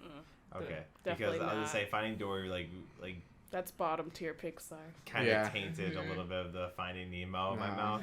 Finding Nemo was so great, especially like the seagulls were like mine. I think Finding Nemo was just so overplayed, like in my family, because Yeah. that Little when that kids, movie came out, was They the watched that time- on loop. It was the time that there were actually quite a few little kids in my family, so that was the movie that was always on at my grandmother's house, and I was just like, oh, I'm so sick of watching this. I can't get Luckily, sick of I Finding Nemo. didn't have little kids taint the movie for me. I do remember I went with my friend. She had like this babysitting job, and like I just came with her one time, and the kids literally just watched Finding Nemo on loop, and I'm like, oh my gosh, I love this movie. I'm so glad I don't watch these kids. It's one of the most quotable Pixar where you're like, oh, you made me ink. Yeah. It's Yeah, like, I love the little kid humor, like which would have been perfect for me at the time, where it's like, you gotta touch the butt. Yeah. That's the funniest thing ever. All right. So, Nick, number 3. A Bug's Life. Oh. Ooh. Deep cut. Deep fucking Early cut. Pixar. Early Pixar. It was always in my top 5 ever since I was a kid. I love it.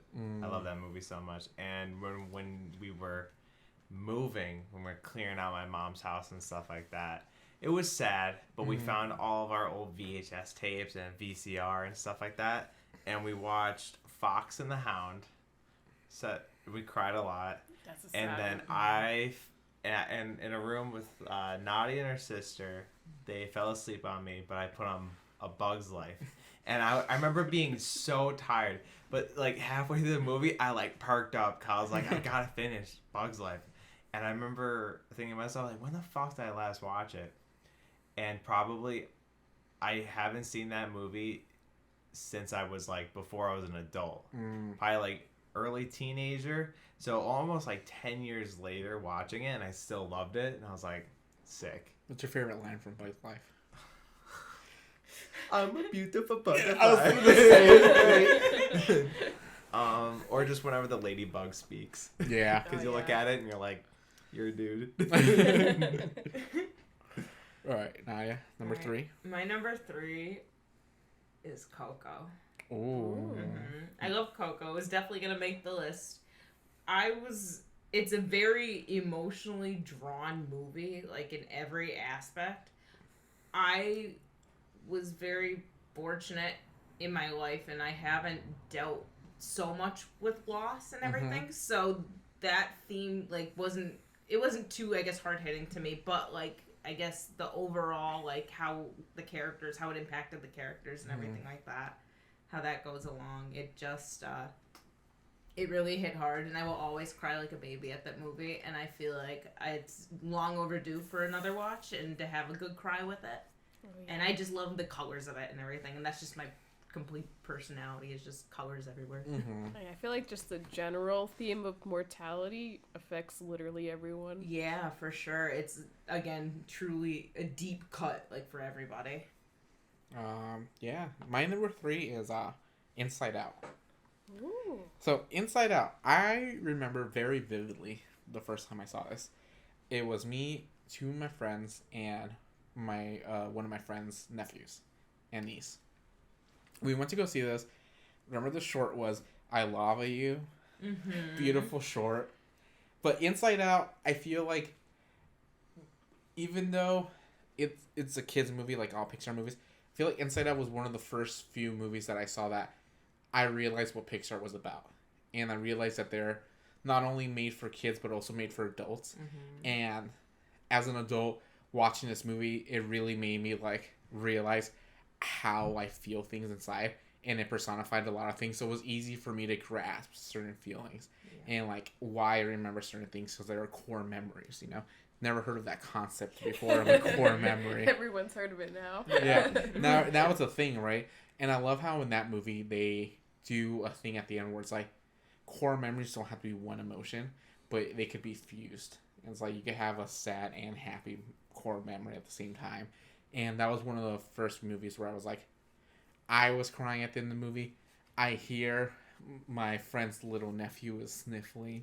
So him as like a little 5-year-old also understands and could relate to like this movie on an emotional level. So like it hits all like bases. Mm-hmm. So Inside Out is definitely my number 3. Awesome. Okay, my number 3 is Luca. Ooh. Yeah. No, I enjoyed it too. I like what you guys said about it being kind of like a smaller movie. Mm-hmm. So, you know, the little world they made felt really intimate. And I really like, you know, how they ended it. I don't know if we should talk about spoilers. Right. But no, I get what you mean. But I like how they explored the kind of almost like diversity. Like, it's like, oh, we're all living together in this community. We might not realize it, but, you know, we all kind of like working together. Mm-hmm. So, yeah. All right, this is the hard-hitting ones right here. Here we go. All right, number 2 is Coco for me. Oh. Wait, are we on number 3? No, number 2. Yeah, I started. I already said my number 3. Oh, am I the last one? Yeah. Oh, okay, got it. God. So yeah, I picked Coco. I wasn't too big into like the musical movies till like later on, until Nadia started showing me some of them. And Coco was just amazing. Everything about it, just amazing. And then like after watching it, and then Nadia explaining like Frida Kahlo and like her art being like fucking crazy and shit like that, and just like I don't know, like just like the themes and stuff. And then like after seeing Coco, I met like your family in like Texas, and it was almost like I don't know, kind of like a fun little like not like intro, but like it was cool, you know, like this like very like Spanish inspired movie. Mexican culture. Yeah, it was cool. I don't know. I liked it. It was really fun. And Frida Kahlo. Oh, Frida Kahlo. Whatever. Coco. Colo. All right, Nadia, number 2. My number 2 is Toy Story 3. I knew, it had to make the list. It, especially watching it again, even for just watching it 2 times in my life, it's just such like an impactful movie. And we were out to dinner yesterday and I was like still talking about it and just like, oh my gosh, like being an adult watching this movie just made me feel so many things. And just the themes again were so impactful and just will I think forever just stick with me. Yeah. My number 2 is also Toy Story 3. Whoa, Yeah. really? Yeah, But you're such an anti-Toy Story boy. I think doing this series really made me reevaluate and like look at Toy Story franchise in a whole new light, where it's like it might not be my favorite franchise of all time, but god damn it, is Toy Story 3 not a perfect movie? It is. It's like the perfect again closure, like everything. Yeah. It's amazing. I love Toy Story 3. I love everything it did. I think it hit all the marks when it had to. And it is one of those movies where it's like Toy Story 3 and all like the subtle like subtext and everything that's involved in it really does spark something inside of me where it's like it reignites my love of talking about movies. And like talking like when looking back at that episode, it's like that episode was over 2 hours long because we had so much to talk about with Toy Story 3. Yeah, and it was so much fun, right? Yeah. Guys, this is like if we watched Star Wars with like Nick, and Nick was like, yeah, Star Wars 4 is my second favorite movie among the Disney movies. I think Toy Story 3 could almost work as a standalone movie. Oh, I think it could. Yeah, it was the one, right, where you didn't necessarily need the introduction as to how people got there. So, number 1 pick, Mia. No, number 2, sorry. Yeah. For me, it's Coco. Mm. It's just so good, and it definitely I can't rewatch it often because it makes me cry. Yeah, it's like a yearly thing, like an annual. Like I will just pick a day and just watch Coco just to cry. And just like remember me. Of course, of course. And like it almost feels like a meme saying it out loud, but when I really think about it, I'm like, I don't want to be forgotten. It's like I guess I don't have to be. The like kind of comforting feeling, even though dying is really sad. But yeah, Coco's my number 2. All right, Nick, bring us home. The finale. Alright, so number 1 for me is gonna have to be Toy Story 3. Okay. With my list was very different before we started Toy Story month. Wait, Nick, is Toy Story 2 in your top 5? No, it's not. But it's because, like I said, I'll always love that movie and stuff like that. Uh-huh. Oh but after rewatching, it's not. Oh. I was also like, when I was coming up with this list, I was like, damn, there's some movies like I ultimately, like, it's like they're not bad, they're just like not in the top 5 or whatever. Like Wall-E, fucking classic. Yeah. And then like a movie that like I was like afraid to like, but like thinking about it again, I kind of want to give it another watch just to see where I would actually place it. I kind of want to watch Onward again because it came out at such a weird time because like the pandemic and shit like that, and like so like I kind of want to give that like another like, but like I don't know, I remember liking it. But yeah, Toy Story 3, best Pixar movie. I think they nailed everything that Pixar is ever about. And yeah, it should have ended there. Agreed. My number 1 is actually Inside Out. Inside Out came out at a time, well, it was a year after my parents announced like they were getting divorced and all that fun stuff. So my emotions and how I felt and everything were so awry and just everywhere. And I remember going to the movies with our friend Cabbage. It was just me and him, and we just went because we were both just downright depressed, and we were just like, we're gonna go watch a movie. And we went and saw Inside Out. I remember coming out of there, we were hugging each other, we were sobbing because we were just so like, oh man, like being sad is like, it's totally okay. And it just totally validated how we felt in that moment, and that memory has just stuck with me like forever. And it's just so, it's a core memory, like it's so important to me. That, and then I loved the idea of how you said it, how they like personify like these emotions and like these memories and feelings, and like Disney and Pixar does such a good job at explaining such adult themes to kids, you know what I mean? That you can't explain it any other way. It's perfect. Yeah, man, Inside Out's so good. It is so good. That definitely deserves a rewatch. Ugh, of course. It's funny because like I like never really got to sit down and watch that movie. It was like put on, kids were around, and then like I couldn't finish it because like it got turned off or I had to go do something. And so I pretty much like had to skip out on that movie for like a long time. Like I probably didn't watch it till like 2018, 2019, it felt like.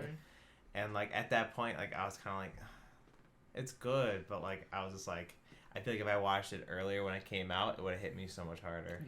Yeah, probably. All right, so my number 1 is Coco. Of course it's Coco. So Coco. Good. Where's all Coco fanboys here? Yeah. I have so much to say about Coco, but I'll try to keep it short.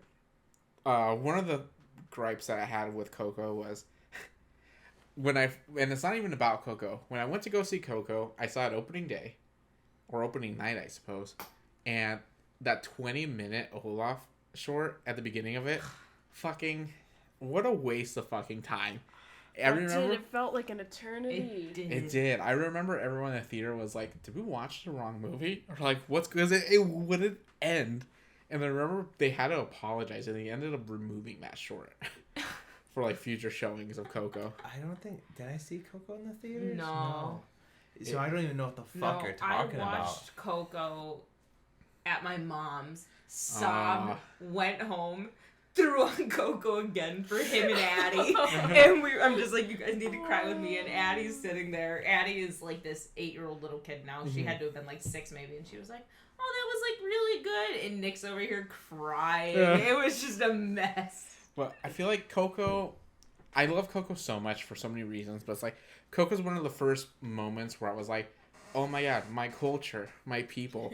Mi gente. Mi familia. Mi raza. It's like shown for the first time in like wide release by a huge company. And it just brought so many eyes on like this beautiful culture. And like, I feel like people always question me growing up where it's like, why do you guys celebrate death? Or like, why are you guys happy and stuff? It's like, because we're not sad about them dying, but we're celebrating their life and everything they've done, and it's like, and it's such a beautiful message to show to everyone. And I feel like, as someone who's like, I feel like I've always had like this issue with like death and like confronting it, and Coco really like, because growing up you hear about all these stories about like the afterlife and like what it is, and like you hear all this, like we had enough friends at our house every year, so like this movie really kind of like, it made me like explore that and like realize that's like, this could be real, or like this is something that's like beautiful and like should look out for. And like my mom even gave me my own like alibije. It's like a little pig. So like I have my own like guardian animal when I die. It's like this little pig that's gonna take me. That's that's awesome. Yeah. No. So I really like Coco. Yeah. And oh my god. And like just like you said, like it did like your culture well and stuff. But like that's also like the big thing.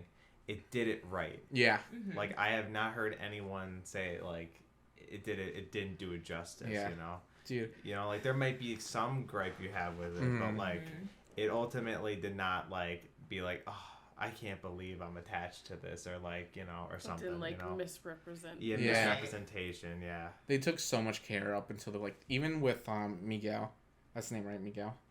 Right, like his fingers when he's playing the guitar, like they did so much like detailed work on that, and like when you're watching him, that's actually someone playing it. Like if you follow his like finger movements, that you could actually play something out of that. And like Grandma Coco, when you realize that who she is, and she's like the little girl, to like the song "Remember Me" or "Un Poco Loco," it just, and it's like the first Pixar movie that has a musical. Yeah. So it was like revolutionary at that point. And when I went to go see this in the movie theaters, I was sitting next to a family. It was like a mom, a sister, and like a teenage, like a maybe like 13-year-old kid. When the movie started, this kid was like this. He was very angry to be there. Cross-armed. Yeah. He was like, I'm too cool for kids' movies. I can't believe my mom dragged me to this. Towards the end of the movie, this kid is bawling his fucking eyes out. So like, I love how it pulled on this like grungy tween heart. And like made him realize how beautiful this is. Yeah. It changes people. It does. So, come on, Mia. Okay, well, my number one will probably never change. It'll always be The Incredibles. I knew it. I know it wasn't in everybody's list. I'm glad it was at least someone's number 5. but I love it. I feel like that, like, sometimes when I rewatch movies, like, enough times I just get annoyed and I don't like it anymore.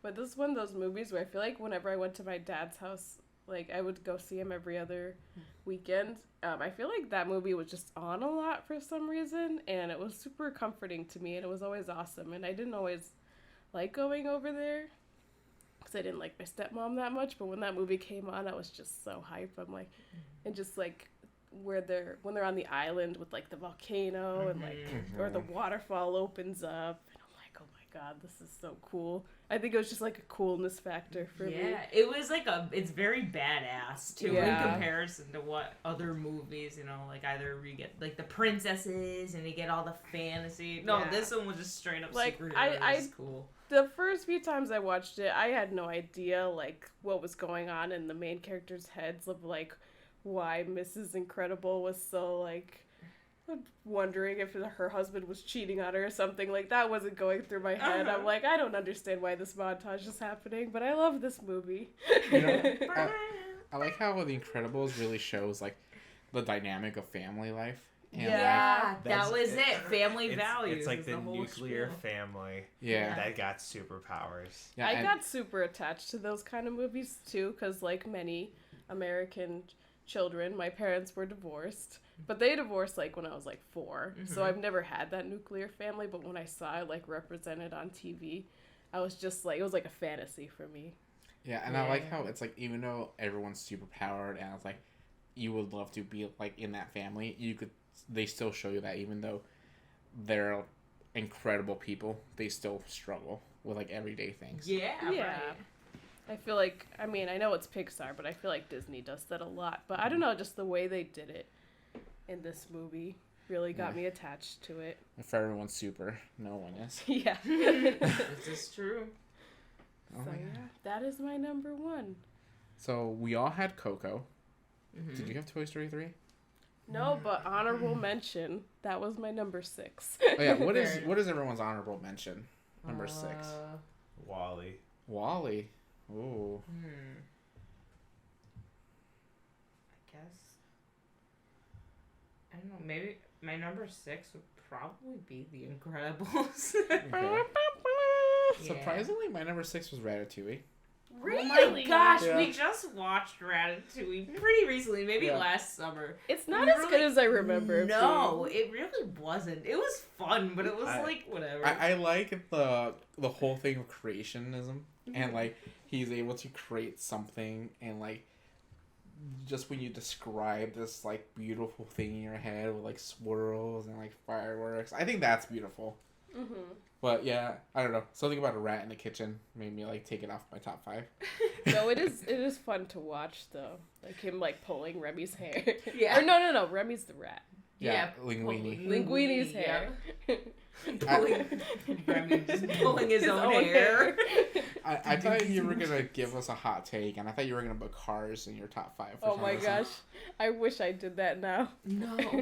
I would be lying though. I'm very happy no one had Cars. Any of the Cars in their top 5. Cars was in my top 10. Or I'm trying to think of other like weird forgettable ones. Was The Good Dinosaur Pixar? Yeah. Yeah, Good I- Dinosaur was in Never my seen it. top 15. So the 3 movies I did not see is Good Dinosaur, Soul, or Oh. Turning Red.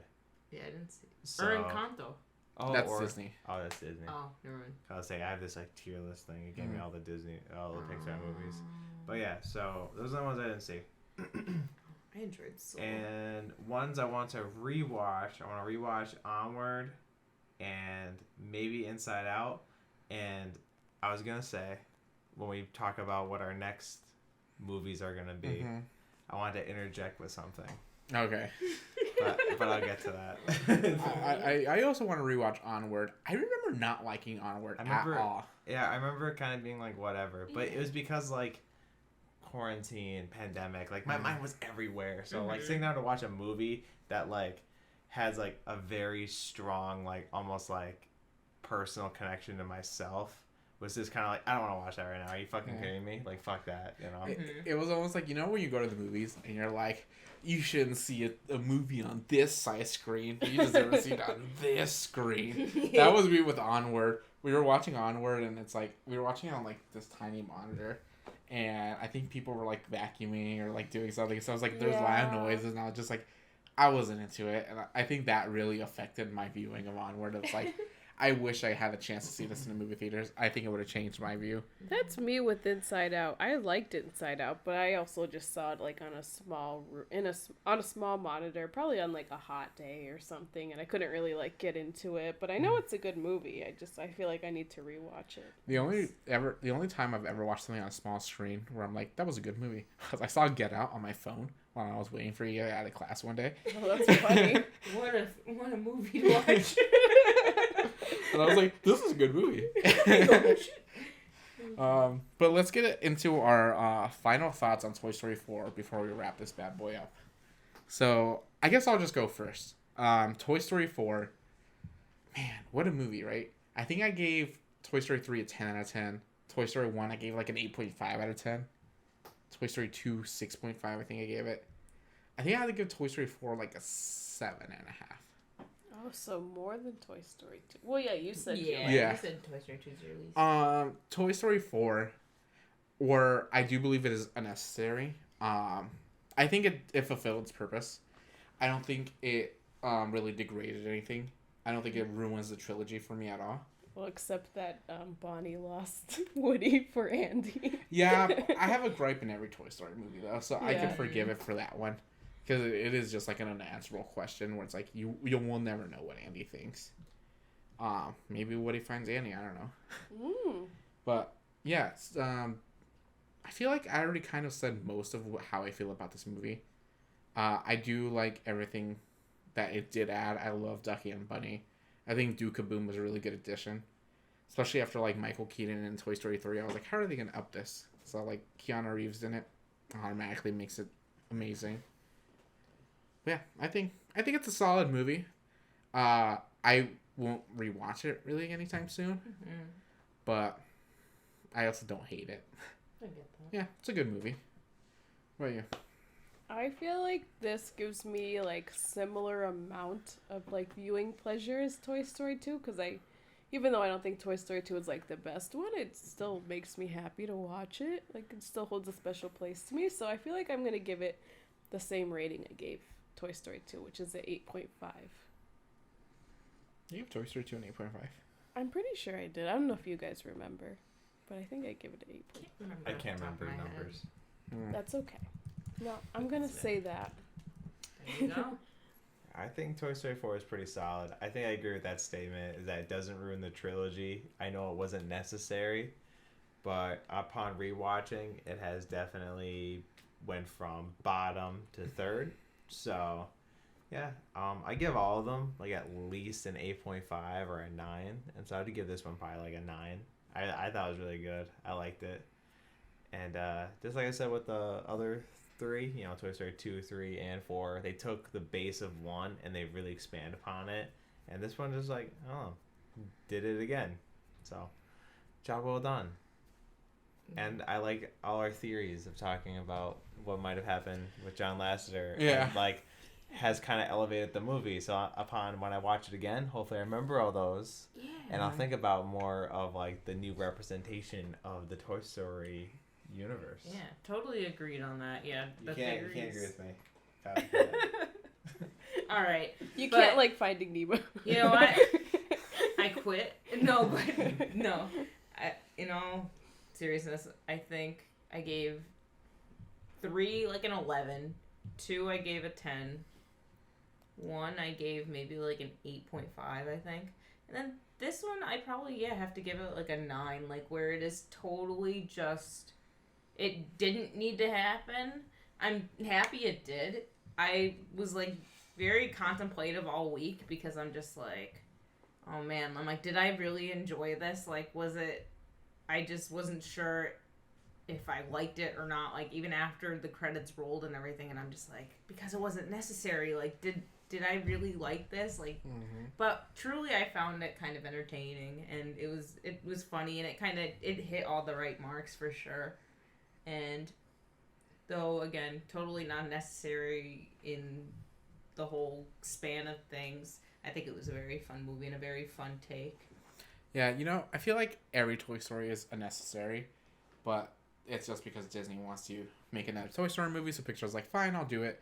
So that part didn't bother me as much, especially after, like I said, I was, like, looking back at older reviews of Toy Story 3, and people calling Toy Story 3 unnecessary, and it's like, why are you ruining this, like, series with another movie and stuff like that? So it's like, people have felt this way, and I guess they even felt that way when Toy Story 2 was coming out. It's like, why make a sequel? True. Yeah, no, absolutely true. I guess my biggest gripe with 3 would have been, like, or Toy Story 4, I'm sorry, was Buzz's whole arc. Yeah, Buzz was definitely, they really did Buzz dirty. Yeah, they did, like, an injustice to him there.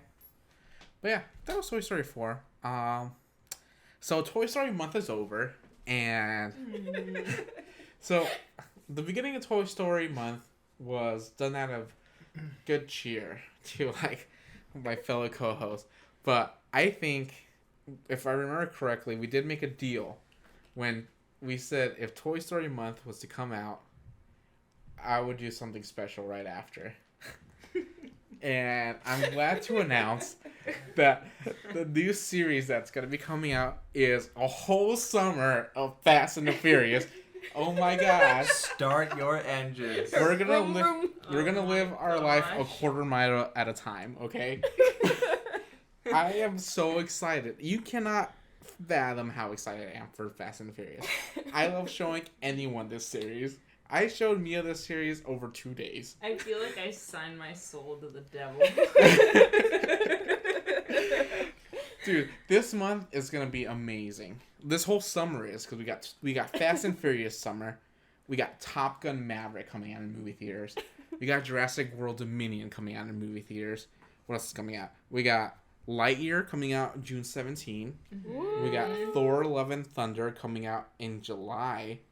And then we got Bullet Train coming out in July. Oh, that one looks really fun. Dude, love that. This is going to be an action-packed summer.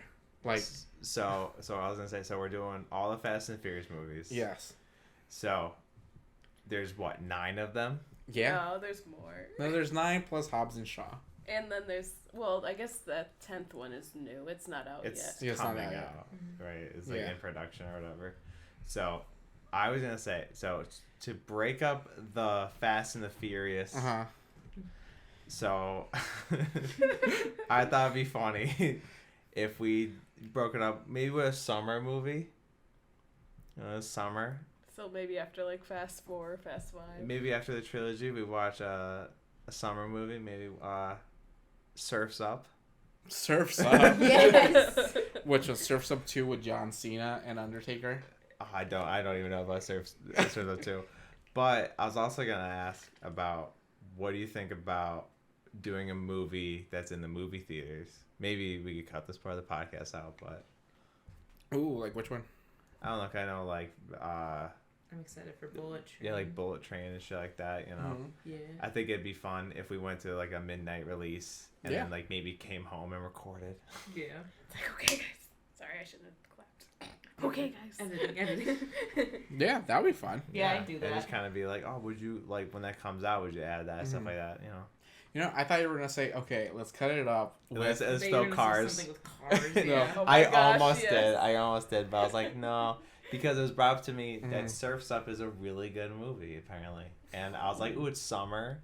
Those Yeah. Surf's Up action. I'll consider it. I Okay. feel like Surf's Up would be on the wheel. Well, here's the thing. The only reason I'm saying I'll consider it is the only exception with Toy Story was because we're adding it to the collection. Yes. I don't have Surf's Up in my collection. Ooh. So like, if it just magically appeared at the door one day, you would be like, all right, maybe. I might have to make an exception. You know, I thought you were going to throw me a curveball and be like, we'll break up Fast and Furious with the 6 seasons of Fast and Furious on Netflix. The Teenage Kid Fast and Furious one. Oh, no, I didn't know that existed. Me Yeah, neither. there's 6 seasons of it on Netflix.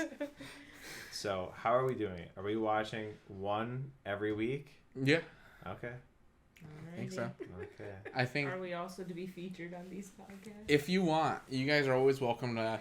You don't have to be on every podcast, but if there's a movie that you're like surprisingly really good, there are a couple Fast and Furious movies where it's like not the best. Yeah. But if there's one that speaks out to you, you guys are more than welcome to join us. I know my personal favorite is Fast 5. I'm Tokyo not. Drift. I'm not really looking forward to any of them. Yeah. I feel like there's gonna be a few that you're gonna absolutely love, Yeah. and there's gonna be a few. I hope. I hope I like at least one of them because it's gonna get really hard to go through them. You're gonna love Fast 5. I know you're gonna like Fast 5. You might like Fast and Furious 3 Tokyo Drift. So I've not been intoxicated for Mhm. anything we've watched. Mhm. Maybe I had like a drink, Mm-hmm. but it is the summer, man. So, You can't know. drink and drive. Not if you're in the passenger seat. Well, thank you everyone for joining us on this endeavor of Toy Story Month. I hope that you guys will stick around for Fast and Furious Summer, because I think it's going to be a very high-octane, fueled adventure. If you like what you heard, please rate and review us wherever you listen to your podcast. And until next time, we'll see you, partner. You know, with gas prices going up, I don't know if it's a safe bet to do this all summer. Bye. Peace out. Bye.